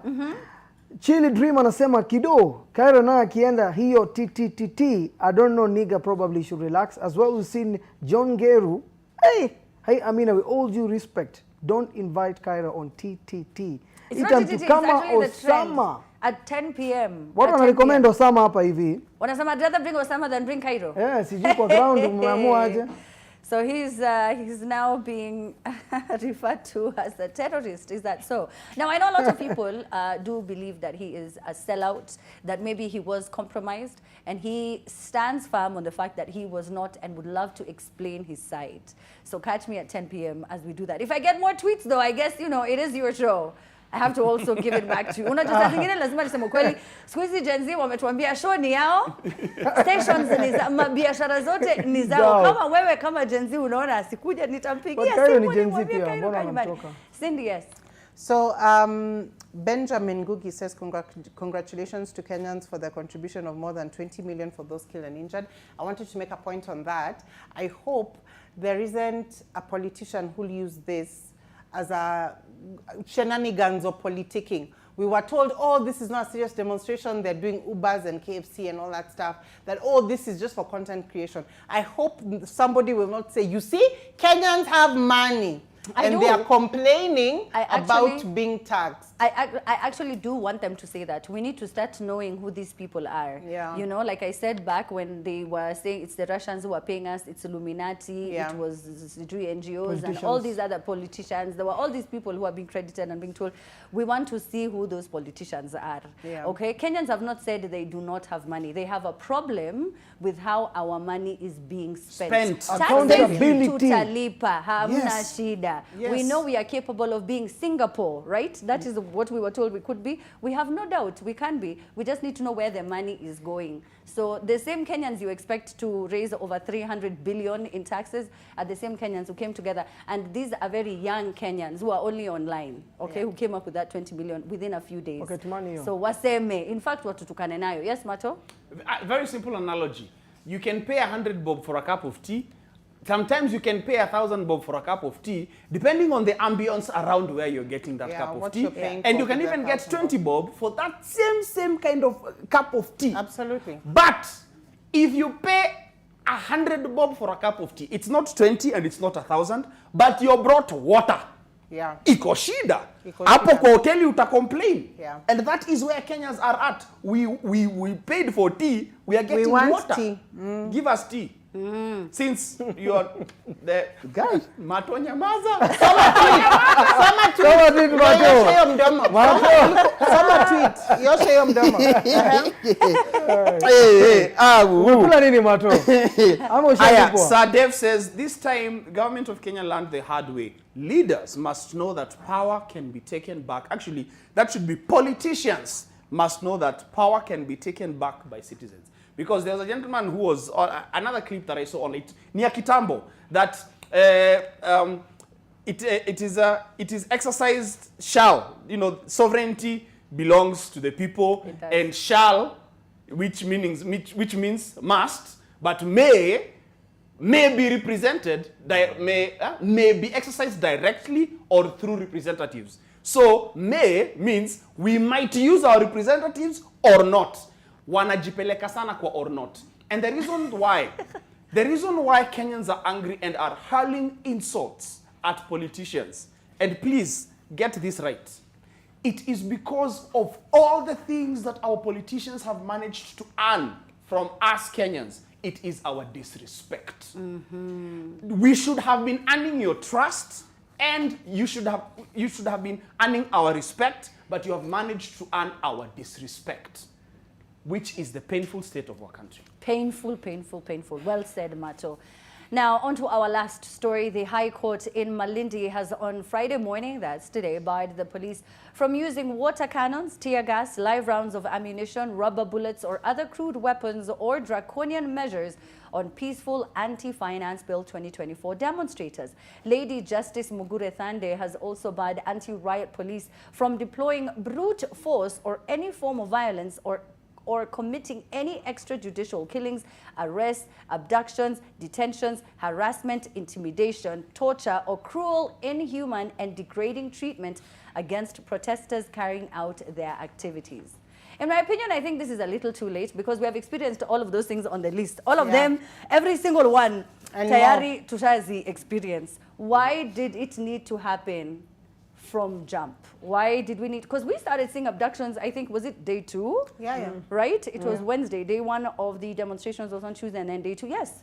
People actually Tuesday night. Tuesday night, we started seeing abductions. And I think at this point, everyone is safe and back home, I am assuming. Why did it need to happen? We don't know. But what do you make of that ruling, Kido? For me, I'll say this. Tiona, for the first time, Court Kitua rule. I don't think our government, I don't think our leaders respect the court.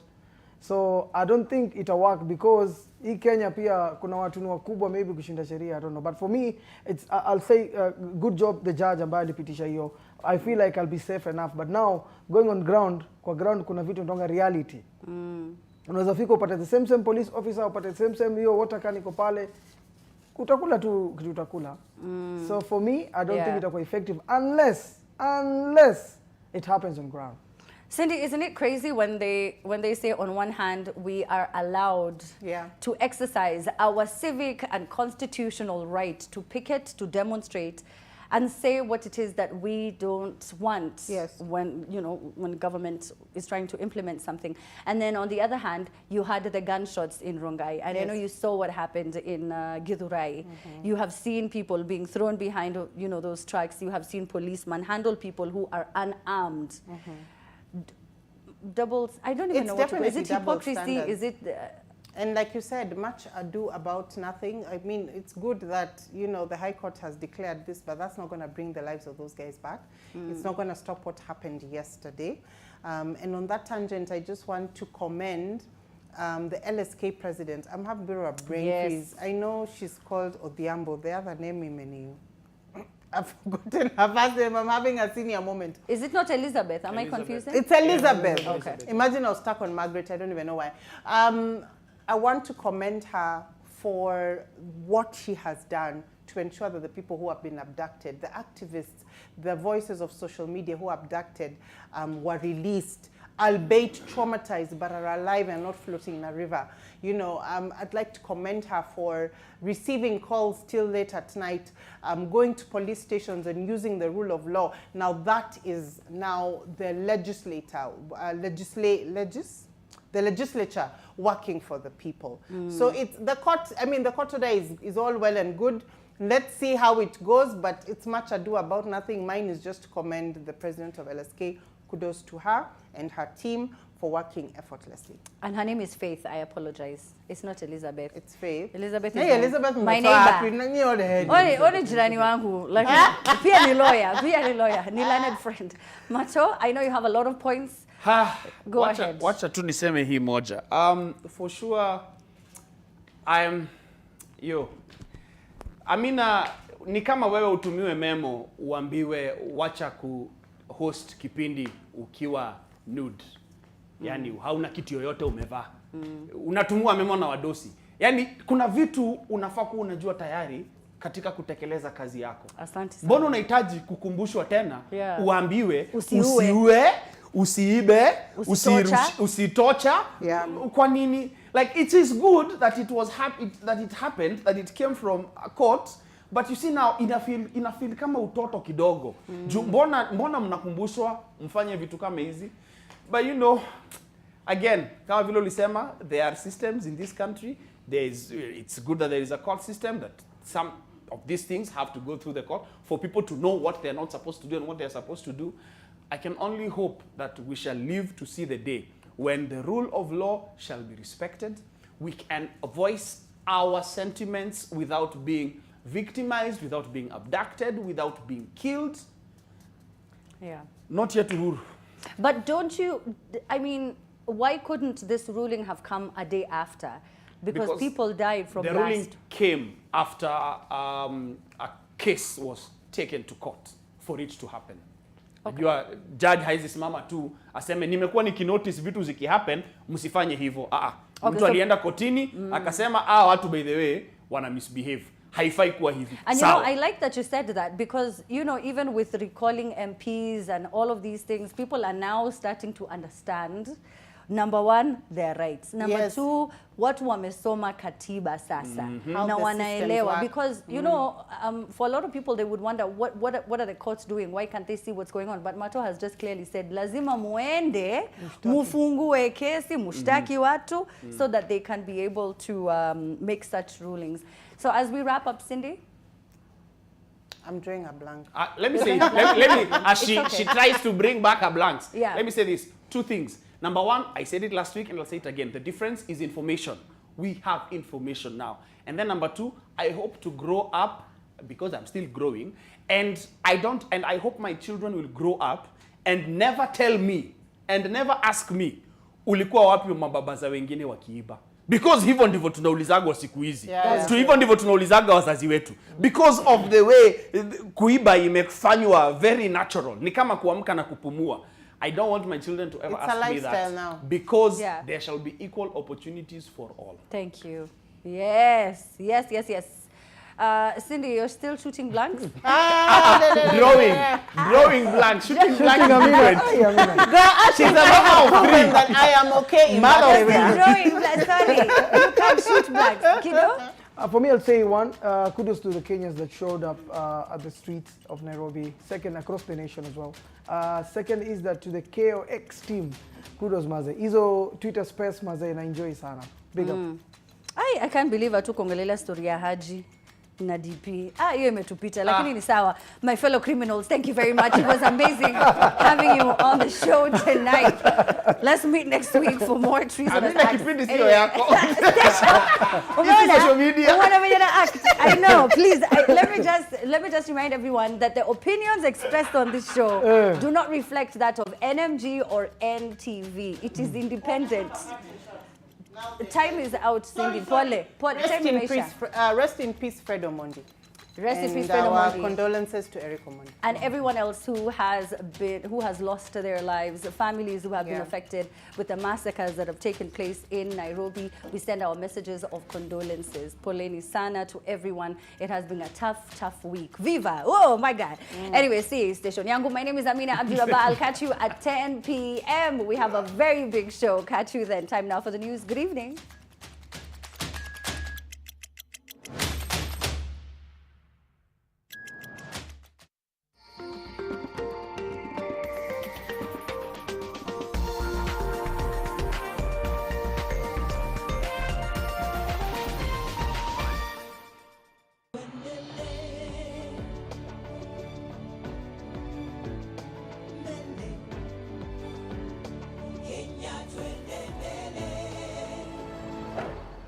Kenya, twende mbele.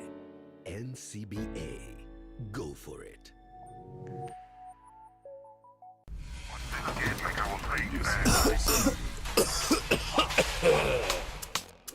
Kikohozi cha muda wowote, kutokwa na jasho kwa wingi usiku, uchungu kwenye kifua, afya kudhoofika, tafuta matibabu. Labda ni TB ni ugonjwa wa kweli. Ukipimwa matibabu yapo utapona. Daktari kushauri tumia dawa kwa nidhamu. Elimu tupashane tupige vita TB. Mwa TB waishi poa. CASNEB Foundation, in partnership with HELB, ensures that no student is left behind in their pursuit of all CASNEB certificate, diploma, and professional qualifications. The scheme provides finances for tuition from CASNEB accredited institutions and examination fees. The foundation's role is to empower the youth through mentorship and coaching, and also support communities through our robust outreach initiatives. Apply today for the CASNEB Foundation financing scheme at www.hef.co.ke. For inquiries, call us on 0111 661529 or email casnebfoundation@casneb.or.ke and CASNEB Foundation on all social media platforms. I trust Sunlight 2-in-1 washing powder to give my clothes a sensational clean and an uplifting fragrance. Okay, Sunlight. More than you expect. Are you curious about that dazzling look? How do you define beauty? And how to dress elegant, glitz, and glamorous.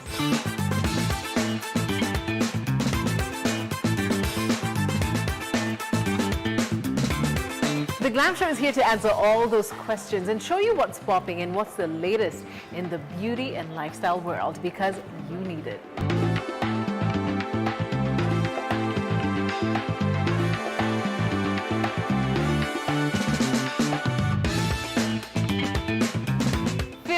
Look your best and fall in love with Into the Glam every single Saturday only on NTV.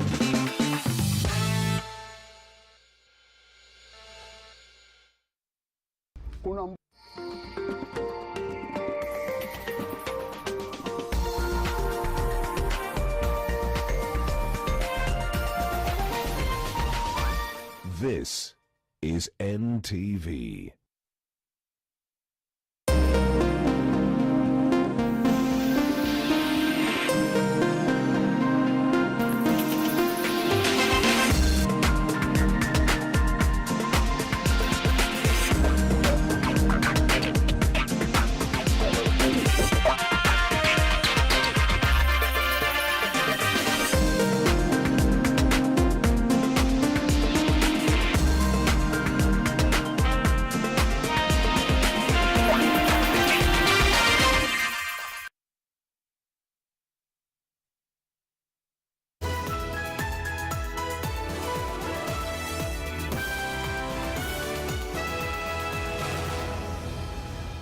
Friday the 28th of June 2024. Thank you for joining us on NTV Weekend Edition. We have a lot in store for you, including a live interview with Reverend Timothy Njoya, who was among the clerics who went to meet the president on Wednesday.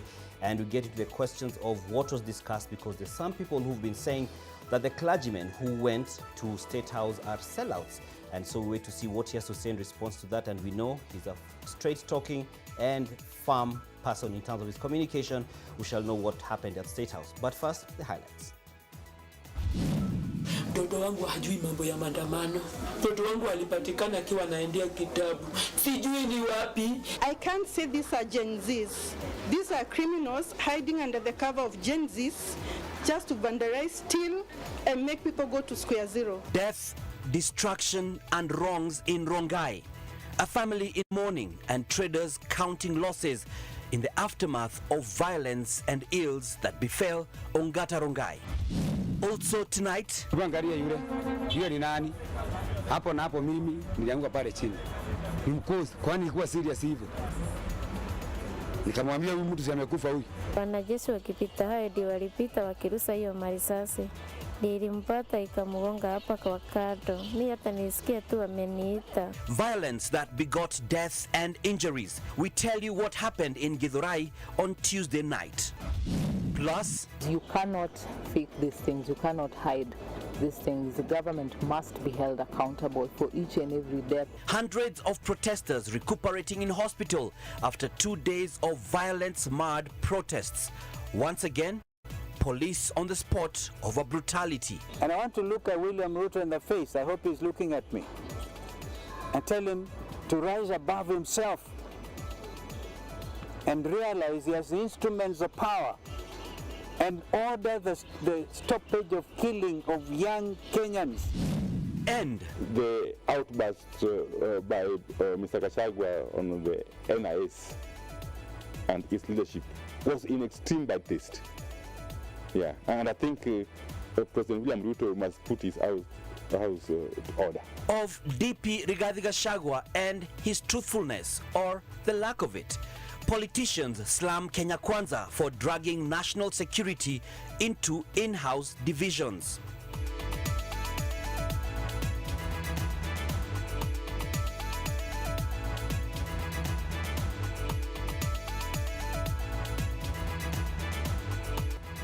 Live from Nation Center, this is Weekend Edition with Dan Mwangi. Welcome to the broadcast. Alongside me tonight on the sign language interpretation is Flora Atieno. A 12-year-old boy was shot dead by police firing recklessly at protesters in Ongata Rongai on Thursday, as law enforcers struggled to contain the anti-finance bill protesters in Ongata Rongai town. Kennedy Onyango was on his way home when a bullet hit him on the back and exited through his chest. The family learned about his death from a video clip that went viral on social media. Rosa Ngoi begins our broadcast on that sad note. Jacinta Onyango is a broken woman. Her son is no more. The life of 12-year-old Kennedy Onyango was snuffed out by a single bullet fired by a trigger-happy police officer during Thursday's protest in Kware Ongata Rongai. The deceased was caught in the midst of a police crossfire as they chased after the protesters who were getting out of hand. According to the family, the deceased left home at around 3 p.m. He was going to borrow a book from his classmate. By 6 p.m., Kennedy had not yet returned home, and the mother got worried. Mtoto wangu hajui mambo ya maandamano. Mtoto wangu alipatikana akiwa anaendea kitabu. Sijui ni wapi, sijui ni korido gani. Mtoto wangu amepatikana na risasi. Mimi nikiwa kazi, nilipata mtoto amepigwa risasi. Nilichukua ule mtoto kama mzazi, nikimbia na yeye hospitali. Lakini harakati hiyo singeweza kumeka. Hata harakati nilikuwa namchukua, tayari Mungu alikuwa ashamchukua. Anapeleka mtoto hospitali. Then, pictures and video clips went round on social media showing a boy dressed in a white cardigan and red trousers in a pool of blood. Jacinta says she learned of the death of her son through a video clip on TikTok. Friday morning, she got courage to visit Ongata Rongai sub-county funeral home where she saw the lifeless body of her son. The bullet hit him on the back and exited through the chest. Huyu kijana alikuwa amesimama kwa wall. Au umejua na alikuwa amevaa white. Sasa hii harakati, unajua ule askari akafikiria baada ni wale wa. Sasa ndio akashoot. Leo ndio nimeconfirm, jana nilishindwa. Leo nimempata amelala. Hapa hakuna nyama, hapa imebaki mfupa white, hakuna nyama. Sasa ndio daktari akaniambia huku pia ni kama imetoka, imeoboka, ni kama shimo kubwa. So wanasema kama ni risasi, wanasema labda si moja. Kennedy was a grade 8 pupil at Ongata Rongai Primary School. He was gifted in drawing and loved to explore his talent. Mtoto wangu alikuwa anachora. Hata walimu wake wanamjua anachora. Walichora mpaka akachukuliwa wakaenda sijui Saturday wapi. Alikuwa anajua kuchora. Ukikaa hivi anakuchora. Hii ilikuwa ndoto ya mtoto wangu. Ananiambia mama, hii kuchora yangu itanipeleka mbali. A heartbroken Jacinta describing her son's death as one that has left a gaping hole in her heart. Mtu yote tunajua yule umri haisienda maandamano. Mtu yote yule umri haisi iba kitu. Mtoto wangu apate haki yake. Hiyo ndio ombi langu. This comes as 10 people are currently recuperating at Ongata Rongai Sub-County Hospital after sustaining injuries during the violence that befell the town on Thursday evening. According to the hospital administrator, 6 people are nursing gunshot wounds. Rozongoi, NTV. Some sad stuff happening in Rongai, and property of unknown value was destroyed in Ongata Rongai area of Kajiado North constituency in the county of Kajiado when criminals broke into businesses and looted at a time when otherwise peaceful protests were meant to be ongoing. The criminals completely causing mayhem in the town on a tension-filled afternoon as police engaged them in running battles. Among the businesses vandalized and looted was a branch of Clean Shelf supermarket. Our senior reporter Ibrahim Karanja tells us more. Thursday evening in Ongata Rongai, and events proved that what were meant to be peaceful protests had morphed into dangerous gangs terrorizing businesses. Millions of shillings worth of businesses were vandalized and destroyed. At Clean Shelf Supermarket, vendors broke in and made away with goods. Valuable electronics and food items were stolen. Police officers from Ongata Rongai police station busting some of the criminals in the act. This man even pretending to be a Clean Shelf Supermarket employee by wearing their uniform, but police officers stopped him in his tracks. Then there was this man suspected to have stolen mobile phones found in his possession. The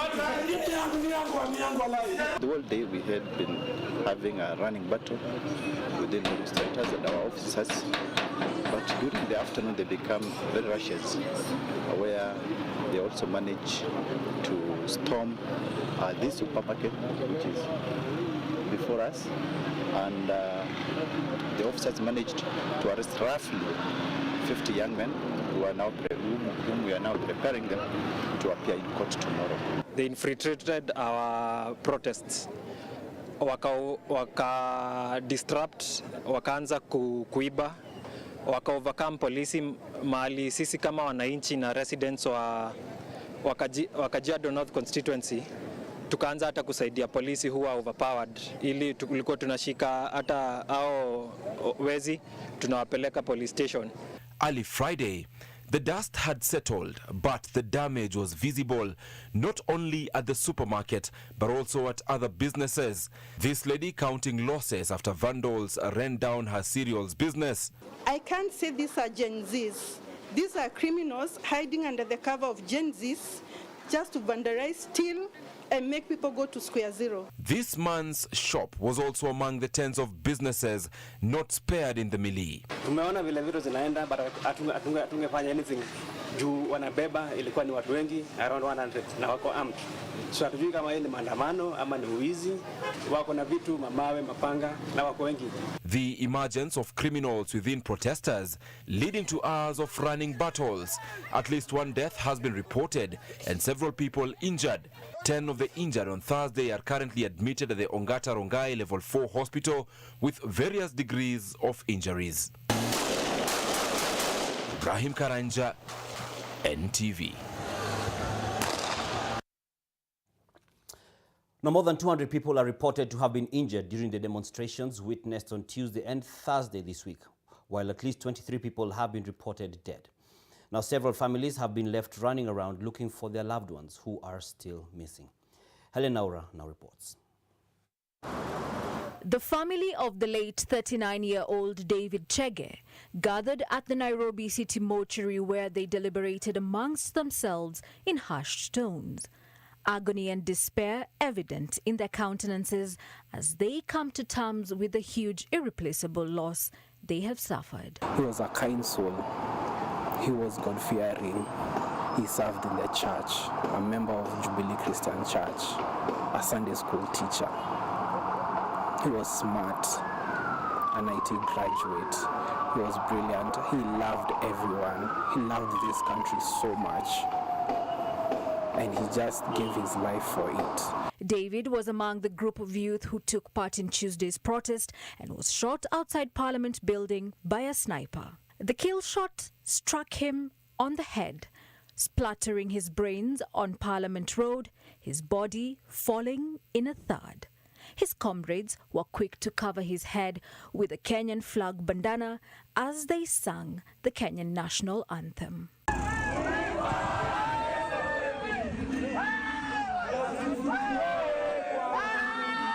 I want justice for David, and not just David, for every single son and daughter who was killed this week.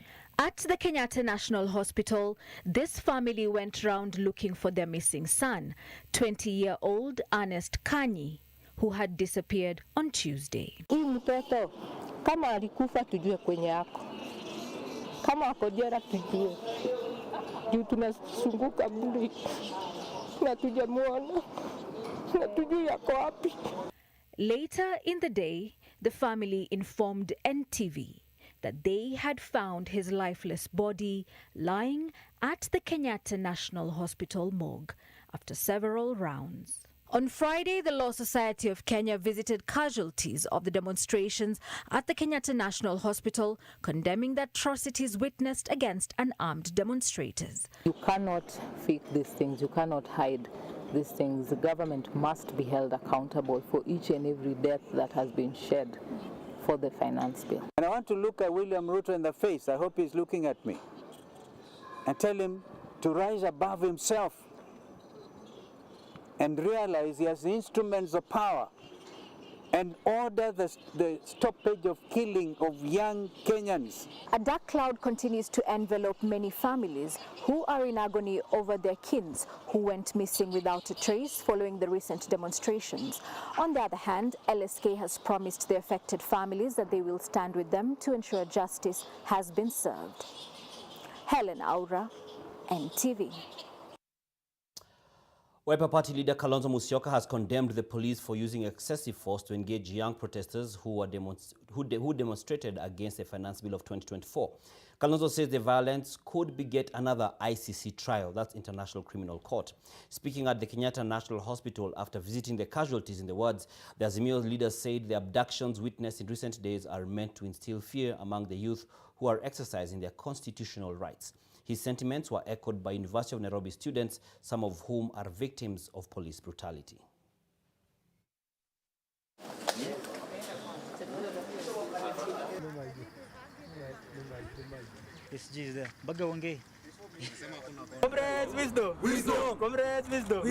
We're going to document every case, perhaps even revisit the International Criminal Court, and this time talk to them about the atrocities committed against the Kenyan people. If our leaders are telling us that, we have to have a dialogue, then you cannot dialogue with people that are dead. Stop killing our youths and let us know who are these who are killing our youths, who gave the orders to shoot live bullets at youth who are just armed with bottles. Gen Zs, when they were doing their demonstration in the previous times, there wasn't any looting, there wasn't any killings, but some people have taken over and ingrained themselves in the demonstration to propagate their own selfish interest, who we must be able to smoke them out. People who are supposed to be passing legislations that are affecting doctors, that are affecting architects out here, intellectuals out here. We are putting mediocres to form policies that affect intellectuals in this country.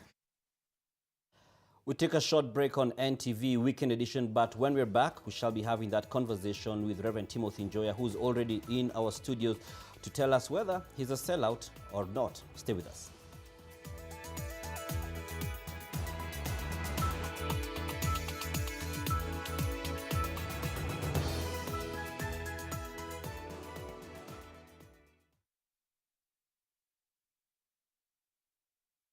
Tucheze, tusaidie na tushinde. Na ushindi wako kwenye draw ya 30th of this month ni Promox nayo au 750,000 Kenyan shillings. Taslim, dial *570 hash. Chagua option namba 4. Tucheze, tusaidie, tushinde.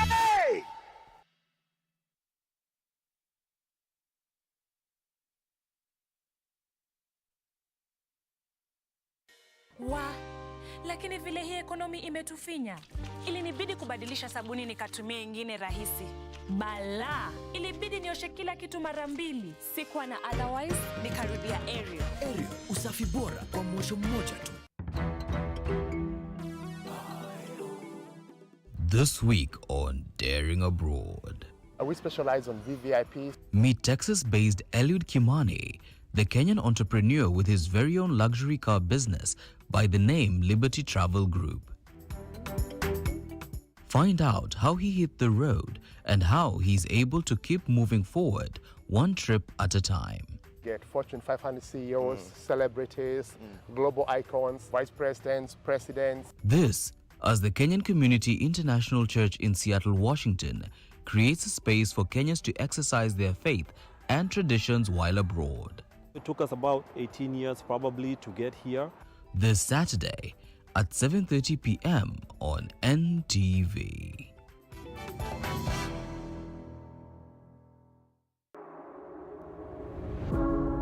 In Kenya, the Nature Conservancy has been working with partners to conserve our country's natural resources, including watersheds that provide clean water to millions, fertile soil to grow crops, mangroves that absorb carbon and protect our coastlines, and wildlife that fuels our tourism industry. We're building on more than a decade of successful partnerships for conservation in Kenya for people and nature. Learn more at nature.org/Kenya. Together, we find a way. Nyinyi ndio mlikuwa washindi wetu wa shamba ya kwanza. Ni kweli. Tumepitia ofisi za Landa ya registrar na this is your official title deed. Wagoi jiro ndio hiyo. Mimi ndiye nilikuwa mshindi wa shamba moja ya kwanza ya rotomoto huko Mara. Sasa leo nimeitwa hapa wanikabidhi title yangu original. Na ndio hii kabisa. Christopher? Yes. Nyinyi ndio washindi. Washindi wa nini? Wa shamba. And I'm here to present hiyo. Sawa. Sasa hiyo shamba ni yenu official. Christopher Mudhoya Ntoibiri. Asante sana. Nimepokea ile kitu ambayo nilikuwa nangojea. Loto moto ni ya ukweli kabisa. Kwako wewe bado ushindi huko. 30th of June mwezi huu namtangaza mshindi wa Probox. Cheza lucky game. Cheza loto moto. Shinda pesa moto moto.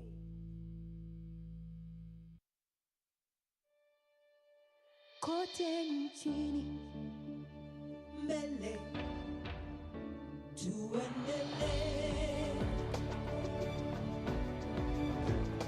mbele Kenya twende mbele,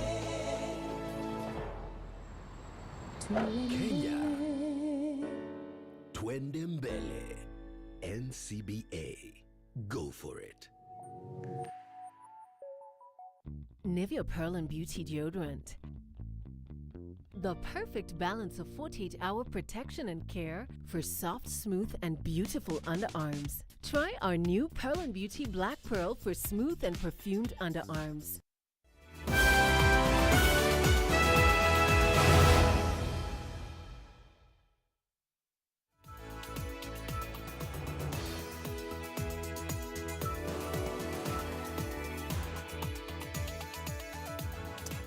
Welcome back to NTV Weekend Edition. Now, on Wednesday, President William Ruto met a group of clergy persons in State House on the back of the Reject Finance Bill 2024 protest after he had made his pronouncements about what he decided, after he'd made his pronouncements regarding the whole matter of the finance bill, which was rejected by the population largely. So the question is, did the men of the cloth speak truth to power, or did the power dumb down their truth? We're now joined by one of the clerics who was there. That's Reverend Timothy Njoya, who is a retired PCA cleric, as well as has been a human rights activist, has been fighting for liberties in this country for very many years. Welcome to NTV, and thank you for accepting our invitation. Good evening, audience. Yes. Yes. Reverend. Yes, sir. What did you guys go to do at State House? Let me speak for myself. Okay. I went to State House like Jesus Christ went to hell. He died and went to hell to redeem the dead. I thought the State House was a graveyard. It was the place for the dead, and our president was, for all practical purposes, no longer our president. He had been colonized and destroyed by Parliament, and he has also colonized it. Mutual colonization. So we lacked a Parliament, we lacked the executive. So if you talk of the state as the judiciary, the Parliament, and the executive and the Parliament, the legislature, died.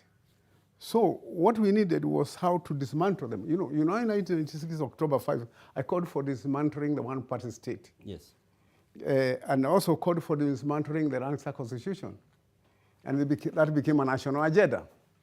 And we had an agenda of our own to replace the old constitution in Lancaster with a new one, which extolled the values and principles of sovereignty for everybody. Now, the sovereignty has been not removed or anything, only that the institutions we elected, one to become the executive as one organ of the three organs of the state, and the other one to become a parliament, lost their mandate by behaving like each other. The parliament was put in the pocket of the president, and it lost existence. It lost the value. It died. I used to call it the graveyard of the intellectualism, but now it is worse than graveyard of intellectualism. Itself is dead. And then you see, and then it started doing things, implementing executive matters like CDF, giving scholarship, doing what we expected the executive to do. So it's also colonized the executive, and it was told by judiciary not to do that, but it continued and disobeyed the law. It disobeyed the constitution. So we went there into hell, like Jesus went to hell to redeem the dead. So I went to the State House, even when, and it was, the green light to go there came when the president said he wants to reverse, and he won't sign the bill. The bill, yes. So we went there before he signed. He signed, we were there, we witnessed. I was standing behind him. When he signed it, one of the first nails on his coffin. But so what do you mean by that, Reverend? That his work, what he has worked for since he became president came to an end by adding that bill. He would have to go back for reference to be reelected or not reelected. And that's why we went and asked as the NCK for the AIBC to be reconstituted immediately, without delay.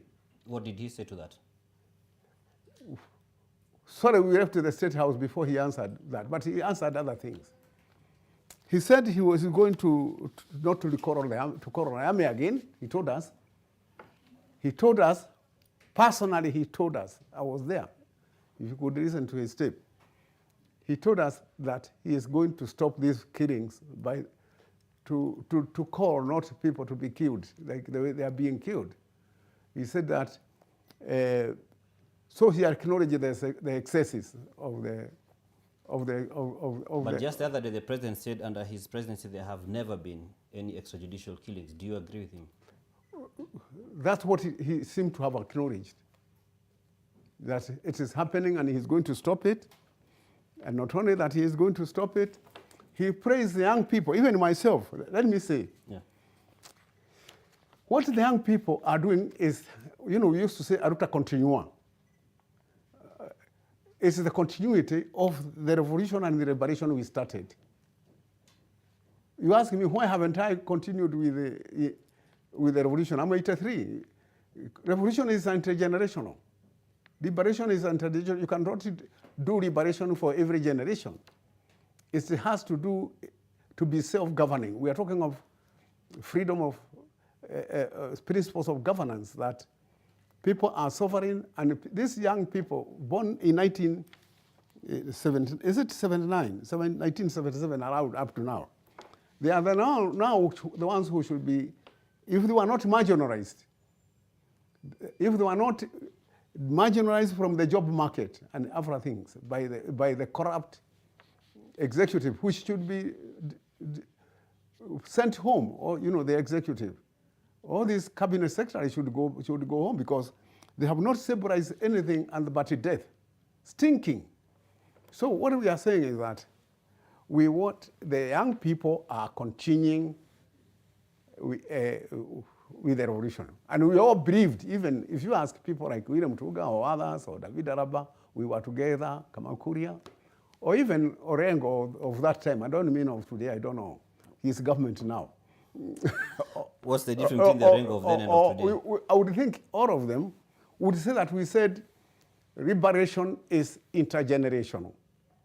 And I think there have been a generation between me and this, you are calling it Gen Z. Gen Zs. The Gen Zs are not the immediate generation from me. But I'm saying, I don't want them to go with me to hell, to the State House. Let me go there and bring this country, rescue this country from death. Why shouldn't they go there? They feel It shouldn't be there. It shouldn't be there in the first place at the moment, because it has betrayed them. I congratulated Ruto, asking him for having started a socialism. I got bottom up the term.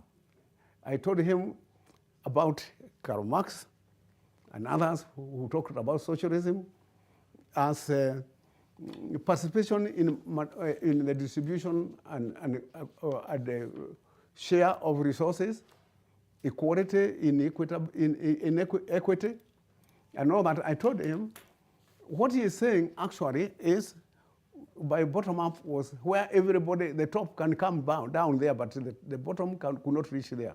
Because of our GDP of 113 trillion, and of our GDP can accommodate Kenyans at a very, very good standard of living, all of them.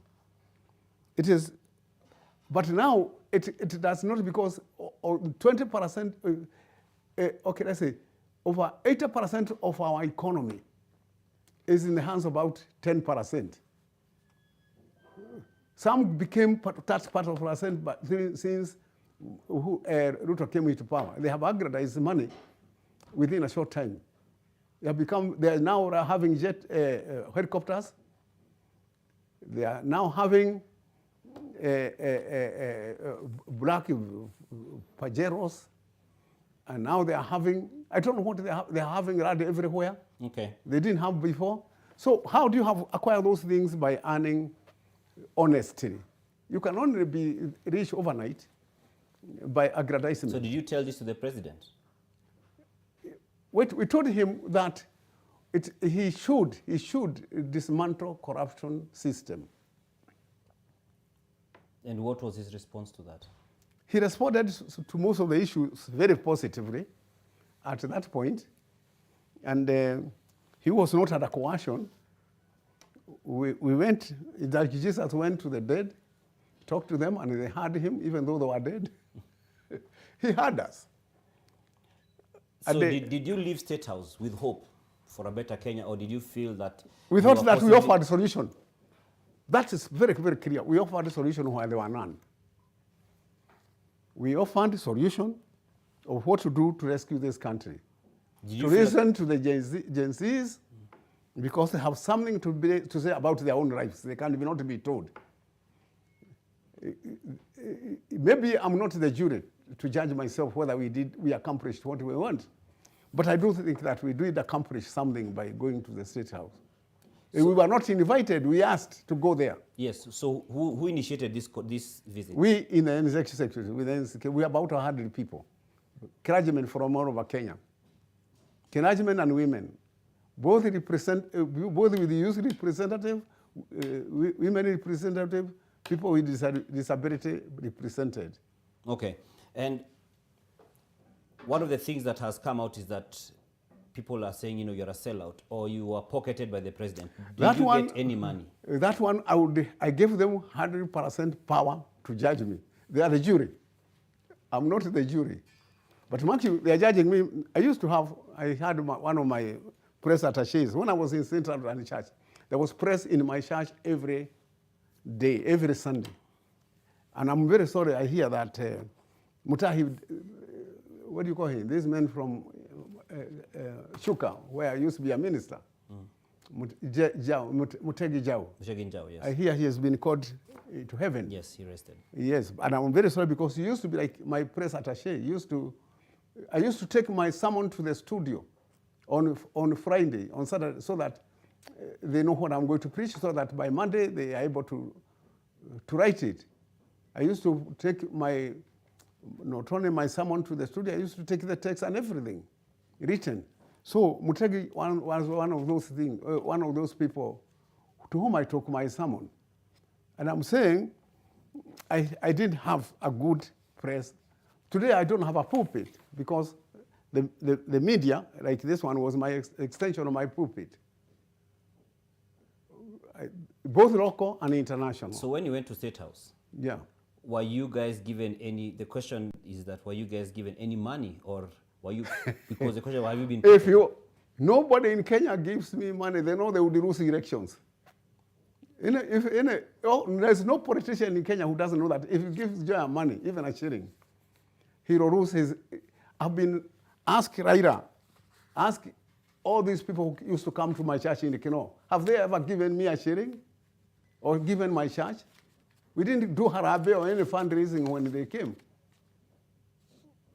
Ask your people like Ikibwana, who became governor, or William Mutuga, who became chief executive. We've been in the struggle together. We are comrades. We are not predators. We are not thieves. So for State House? These people are coming gunny bags to church, these MPs and other people, to give the church. The church, who is more corrupt, the corrupted or the giver or the given? So just because I actually want us to get into the aspect of the church and the money and the like. So we're talking about yesterday, there was no exchange of money or pocketing of the clergy. By who? On Wednesday, beg your if pardon. anybody was in the pocket, the Ruto was in our pocket. It says we give our statement, written statement. We gave him our written statement. And then we gave it to the press yesterday. On Wednesday, we gave him our written statement. It is that statement we are taking to him. It is him who are left with our property, not us his. So that's a no. Yeah? So that's a no. What? In as far as money, because that's a thing that I'm saying that when people saying we are giving money, all those who can be given money are the ones who are saying so, that. Because they don't know anything else to be done to the State House other than be given money. They are corrupt. Those who are urging that to me are the most corrupt people. They are mentally corrupted. Their mindset is corrupted. I would say that, how can you imagine that Reverend Joa can be given money by Ruto? Would you imagine? No, I mean, would you imagine? If I was not given by you, I didn't go back. I used to go with the church when Kenyatta was president to State House in Mombasa when we go for retreat as ministers to the State House, and we used to have our agenda. Why we want to see the president. Okay, and on one of your tweets, you said that as people were, going at you, you said that we even told Ruto to stop giving money to churches. Yes, that one we said very clearly. And what was his response? Some things he didn't respond to. We had no time. We asked him too many things. The time which we had, he didn't answer anything, but he seems to agree. So no, that one we have always said that since I got saved in 1956. The state is the agent and the servant of the people. It should not buy the people. So it should do work for which it is mandated by the people, not steal from the people to take back to them. So they at times would argue they are giving in their own personal capacity. Is there no, they have no personal capacity. They are only robbery capacity. Reverend, why are you laughing? No, I mean it's quite a bold statement to say, yes. Because if, for example, and I'm just being devil's advocate here, one says that I'm going to the church I'm part of. It's my local church, and they are having this project. I want to give money from my own salary. Is there anything wrong with that, from where you stand? If you have the interest of being elected, or I owe you there, then you are a corrupt person. If you are buying power. Okay. And there's people who give money to buy legitimacy, which they have already lost. You cannot buy legitimacy if you have it. If you are legitimate, you are legitimate. Why should you pay for your legitimacy? Why can't you give correction like everybody else, like I do give? I tithe. I don't know any year I have not given my 10% to my church at Kino. I always write a check at the beginning of the church calendar. I'm not a thief of God's money. If they are salaried, they owe God the tithe, not me or the pastor. Why should he give an envelope to a pastor? They are corrupting him. No wonder even in ourselves accept corruption. So some of the clergy, either those who are with you or just generally in the country, have been great facilitators of the situation that we are in today. Sure, I know. And have you spoken to them about it? You know, you read it in the papers. I stormed out of our own General Assembly on April 9th when I knew that they were going to induct somebody accused of defrauding people of corruption in front of Ruto and in front of Gachagua, my readers, President and Vice President. It's like endorsing to accept that kind of thing. I thought they will not be able to criticize those people if they do the same. So if I can protest against my own church at the risk of losing my quota, have roasted 3 times before.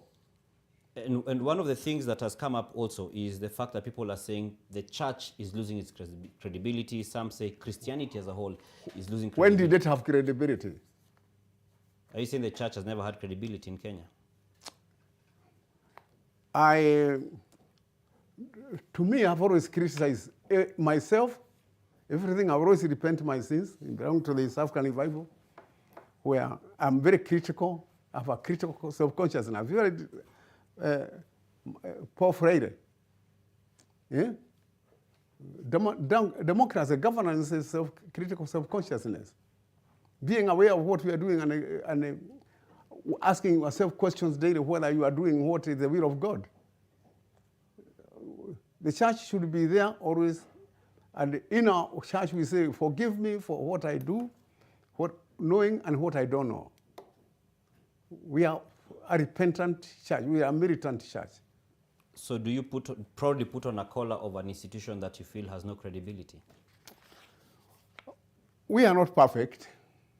And if I don't admit that, then I wouldn't be saved. And I'm saying I must admit our weaknesses and the weakness of the church first, so as to be able to criticize the state.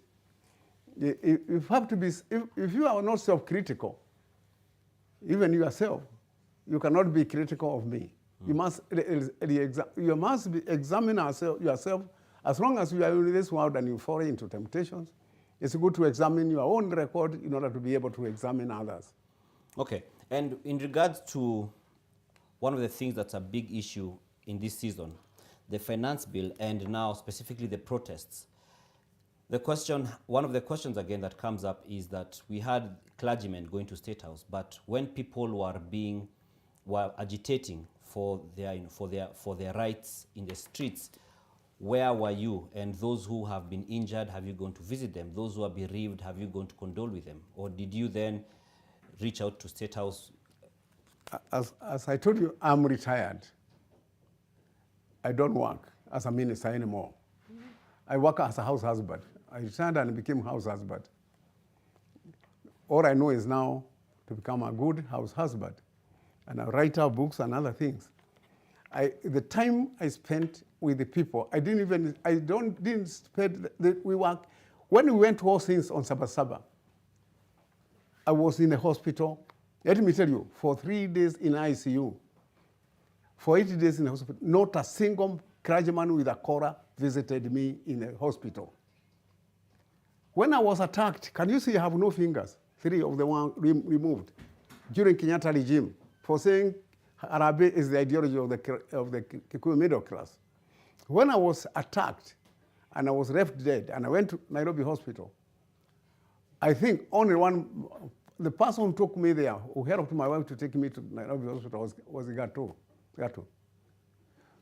Nobody who with a Kora, even the chaplains of the Kenyatta house, of the Nairobi Hospital, where I was taken, couldn't come when I was there not to be identified with what I said. Because for them, I was talking like JM karaoke. So I'm saying, ministering, I am empathize with them, I am with them, they are suffering the same cause. It's all since on that day, Osabasaba, 20 of us were killed. In fact, the papers, some people in the world said, we saw you are getting killed. Thanks, I was thrice killed, and I thrice rose again. Okay.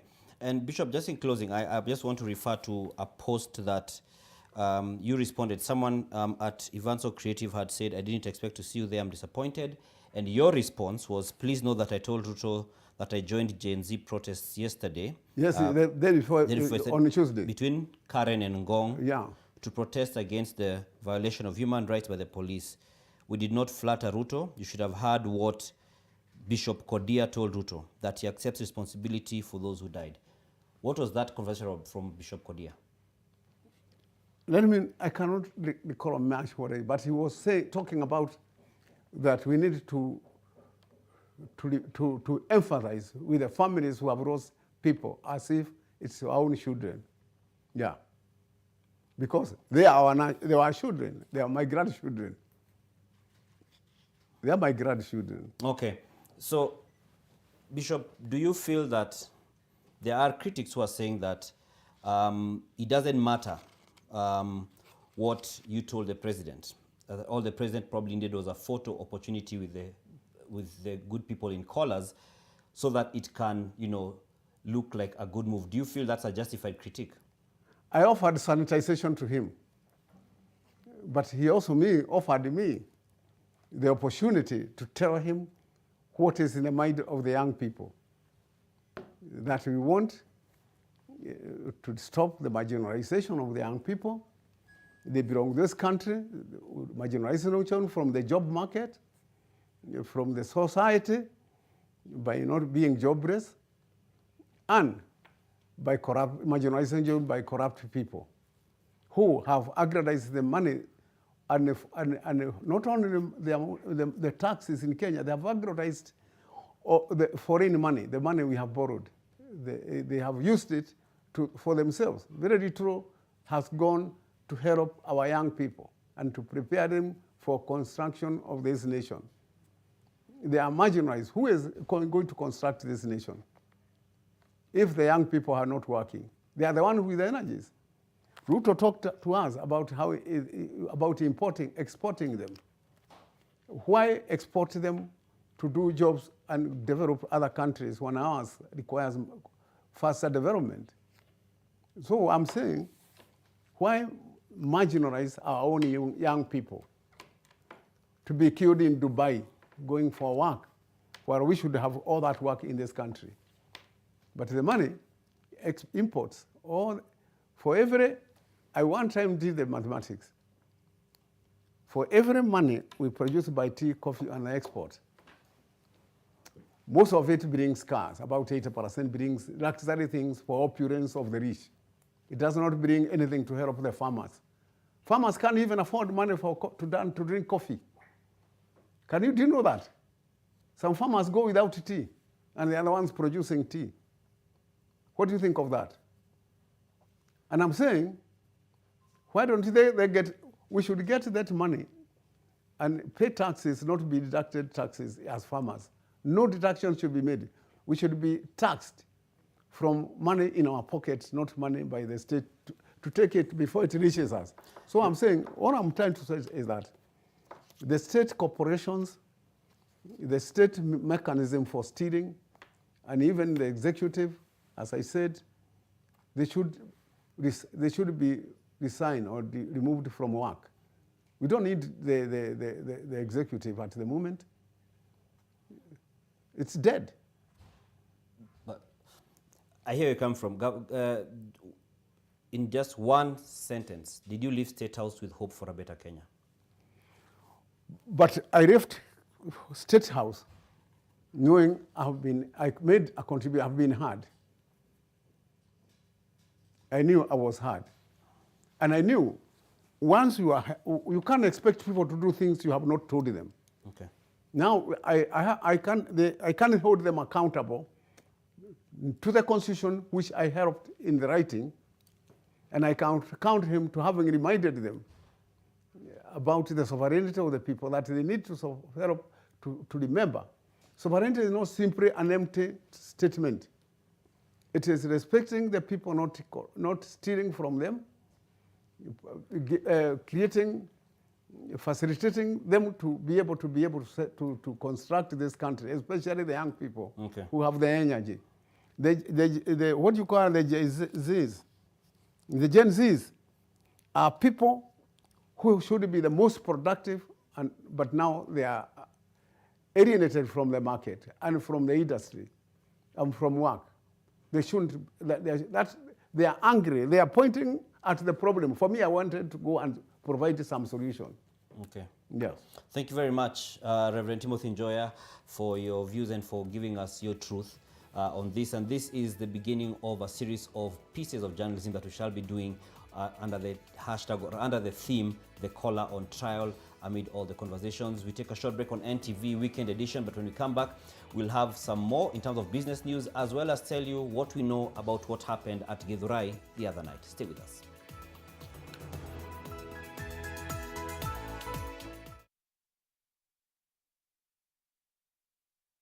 Nivea Pearl and Beauty Deodorant. The perfect balance of 48-hour protection and care for soft, smooth, and beautiful underarms. Try our new Pearl and Beauty Black Pearl for smooth and perfumed underarms. Umecheza loto moto na umewasaidia wengi.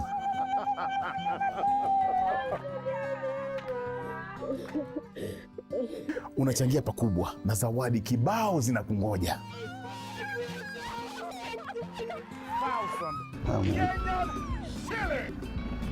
Na kukupa ushindi wako ndio raha yetu.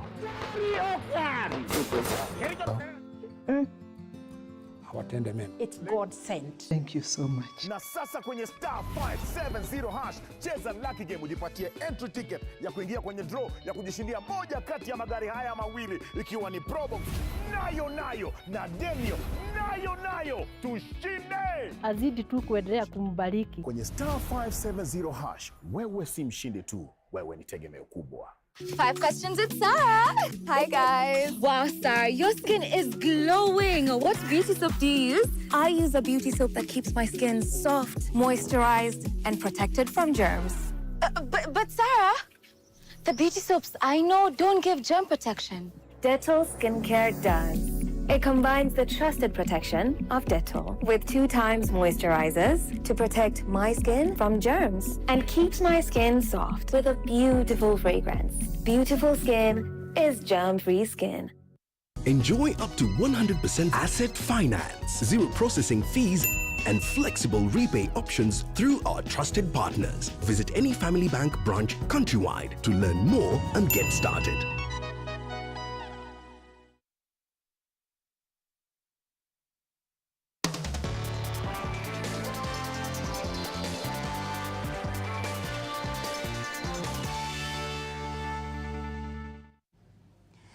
Good evening. Let's take a look at the business news. My name is Nina Shaban.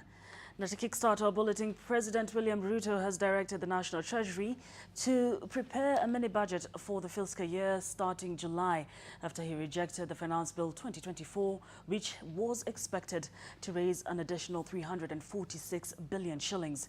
On Friday, President Ruto signed into law the Appropriations Bill 2024, which allows both the national and county governments to spend even, as he referred the County Allocation and Revenue Bill back to Parliament for reduction in allocations.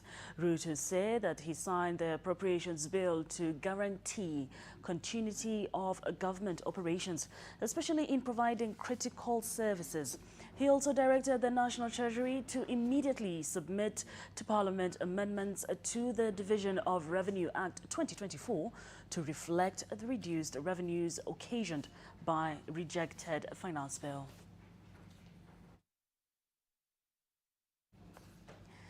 Nation Media Group, NMG, is banking on increased digital content and product monetization to drive revenues amid technological disruptions that have affected media houses globally. The chairman of the NMG Board of Directors, Wilfred Kiboro, on Friday reiterated the company's commitment to tapping the huge revenue potential in the digital media space. Like other media houses locally and across the globe, NMG is facing, or rather racing, to mitigate against the technological disruptions that have significantly hit revenues from print media. NMG last year launched paywalls for its media subsidiaries in Uganda and Tanzania, besides relaunching the flagship www.nation.africa subscription news site. Taifa Leo registered growth as a result of insightful content and partnership initiatives. The year saw us accelerate the implementation of initiatives aligned to our strategic plan. This included building a strong organizational culture, improving our customer life cycle, enhancing data and tech capabilities, and diversifying revenue streams. The decision to fully depreciate the printing press was informed by a clear determination by the group to step up its development of the digital business to offset the declining prospects of the print publishing business. In other news, angry tea farmers have threatened to boycott Kenya Tea Development Agency elections after being disappointed with the postponement of the much-awaited elections that was set to take place on Friday but will now take place on Saturday, and this is according to the Independent Electoral and Boundaries Commission.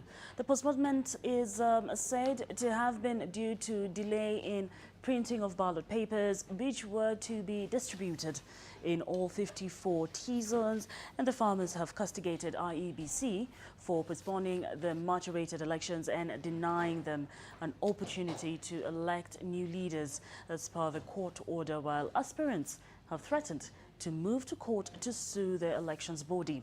In some of the only 8 electoral areas where the KTDA elections were held, voting was delayed for several hours.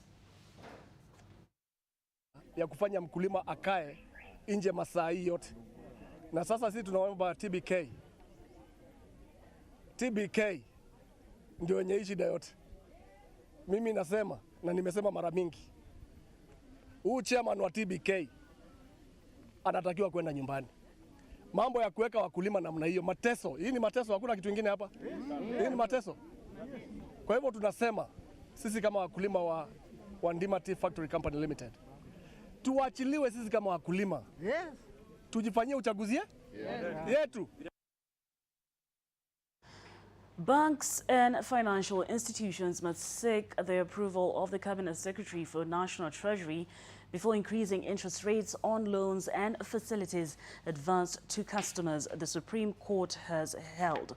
Now, the bench of 5 judges of the Apex Court, presided by Chief Justice Martha Koome, also held Section 44 of the Banking Act does not contradict Section 52 of the Banking Act or prohibit banks and financial institutions and their customers to begin and enter into a mutual contract concerning interest rates that will be applied to loan facilities.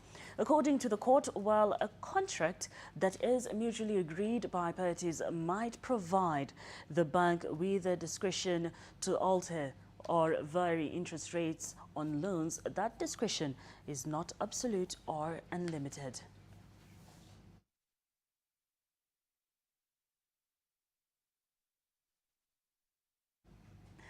And that brings us to the end of Business News tonight. My name is Nina Shiban, wishing you a lovely night. Don't go anywhere. Dan Mwangi will be right back with more news.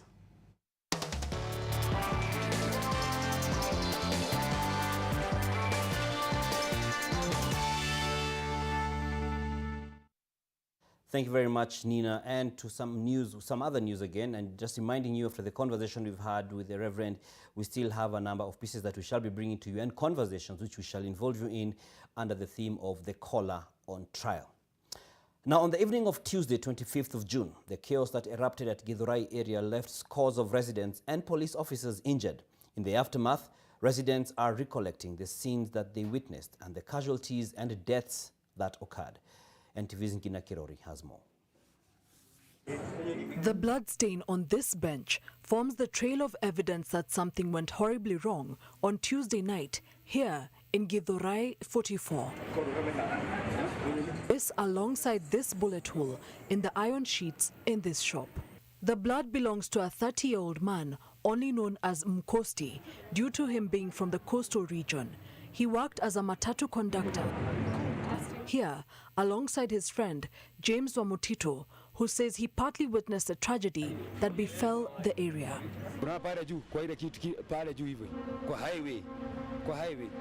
After hiyo maandamano yote, marisasi yote ilitoka pale, ikaanza kuanguka. Sasa kila mtu akakimbia kivyake. James and Mkosti had just finished up helping to fill up buses for the transit. He and Mkosti went out for a meal and a drink, but when they returned back to the bus stop in the evening hours, things took a dark turn. Aliketi, dada yangu angalia hapa. Hii ni nini?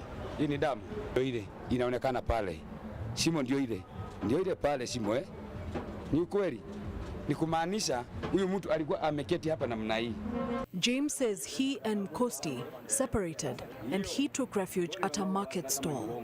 After the dust settled, James adds that he found a nearby bus which he could sleep in for the night. However, in the morning, the driver of the bus woke him up with sad news.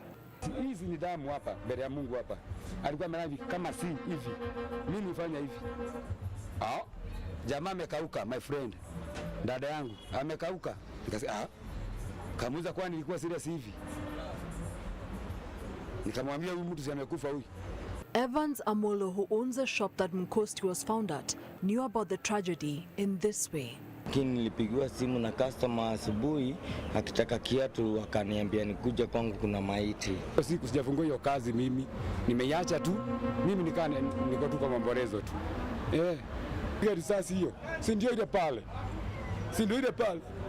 Ile kelele pale. Si ndio ile pale. Unaiona pale. Very painful. Kwani nini basi sasa? Alimkosea nani?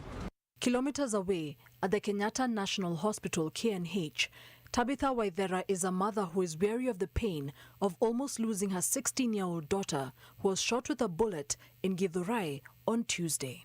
Wanajeshi wakipita hayo ndio walipita wakirusa hiyo marisasi. Nilimpata ikamgonga hapa kwa kado. Mimi hata nisikia tu ameniita. Kamuuliza ni nini? Kaniambia hakuongea. Kumwangalia nikaona yeye kumbe amegongwa hapa. Tabitha's daughter had just returned to Githurai for a midterm break, but she found a roadblock along the way, just near her mother's shop.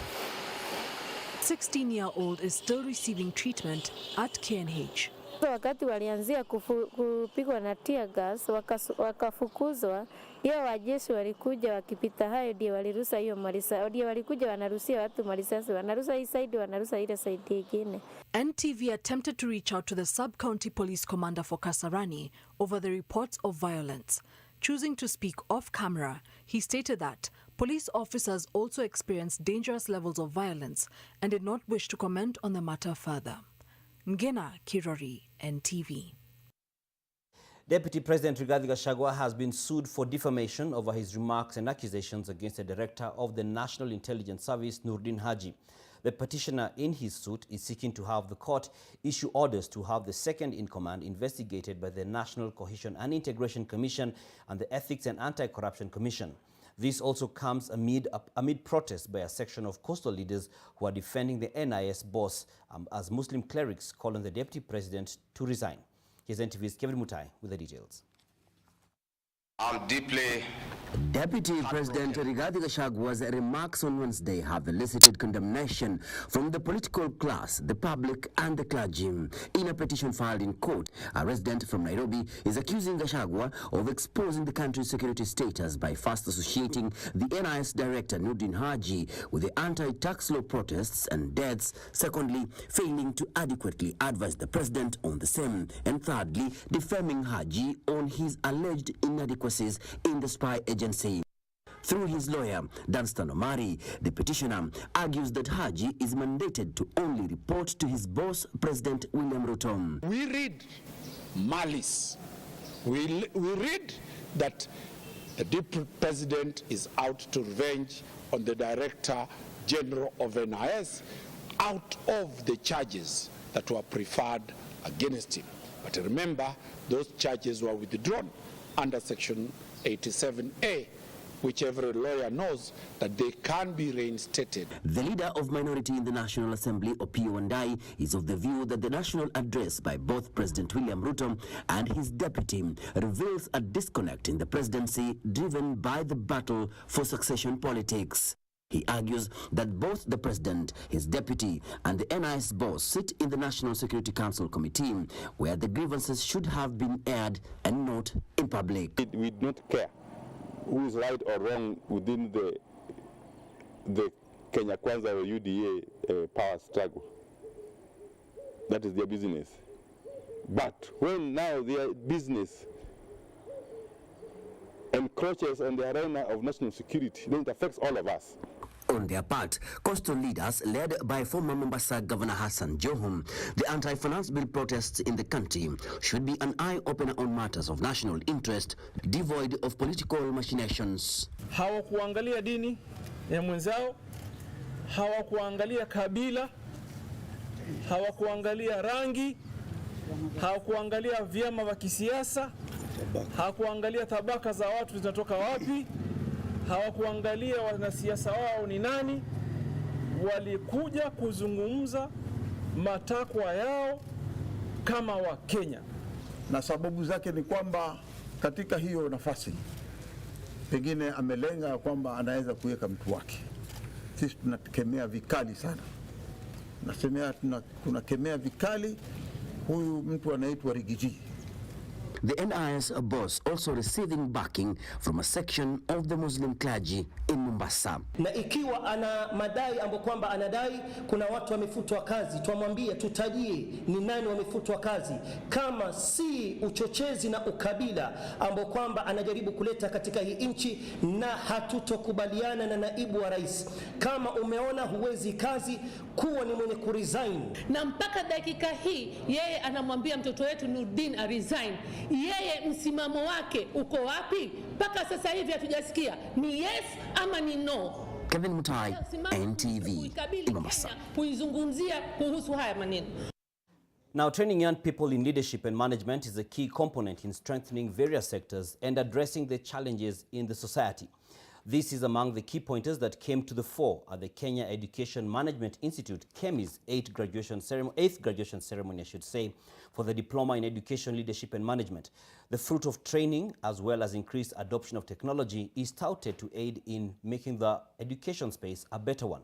This, the Ministry of Education says, will serve to boost the pursuit to provision of high-quality education and training for educational learners and managers.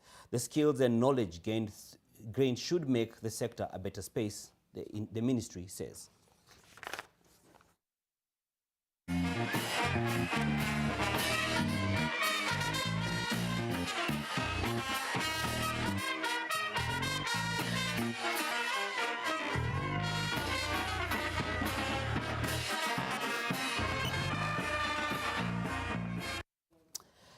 And that does it for NTV Weekend Edition. Thank you for joining us. My name is Dan Mwangi alongside Flora Tin, who has been on our sign language interpretation beat tonight.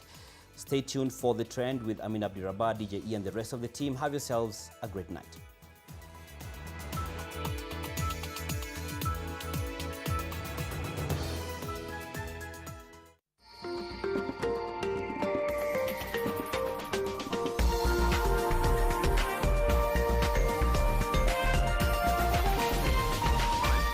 This is NTV.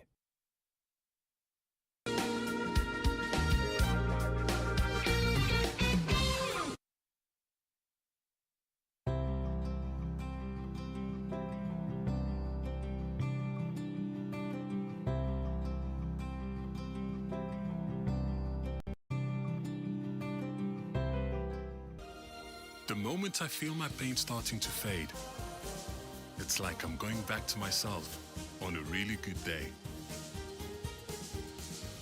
Panadol Extra releases you from strong pain. Panadol, release starts here.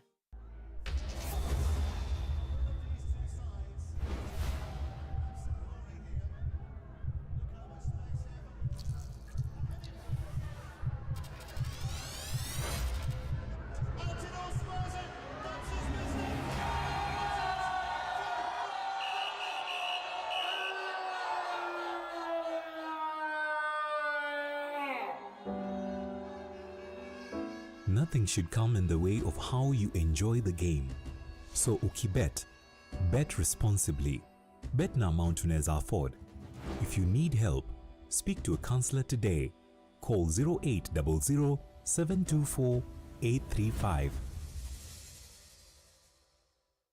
Kikohozi cha muda wowote, kutokwa na jasho kwa wingi usiku, uchungu kwenye kifua, afya kudhoofika, tafuta matibabu.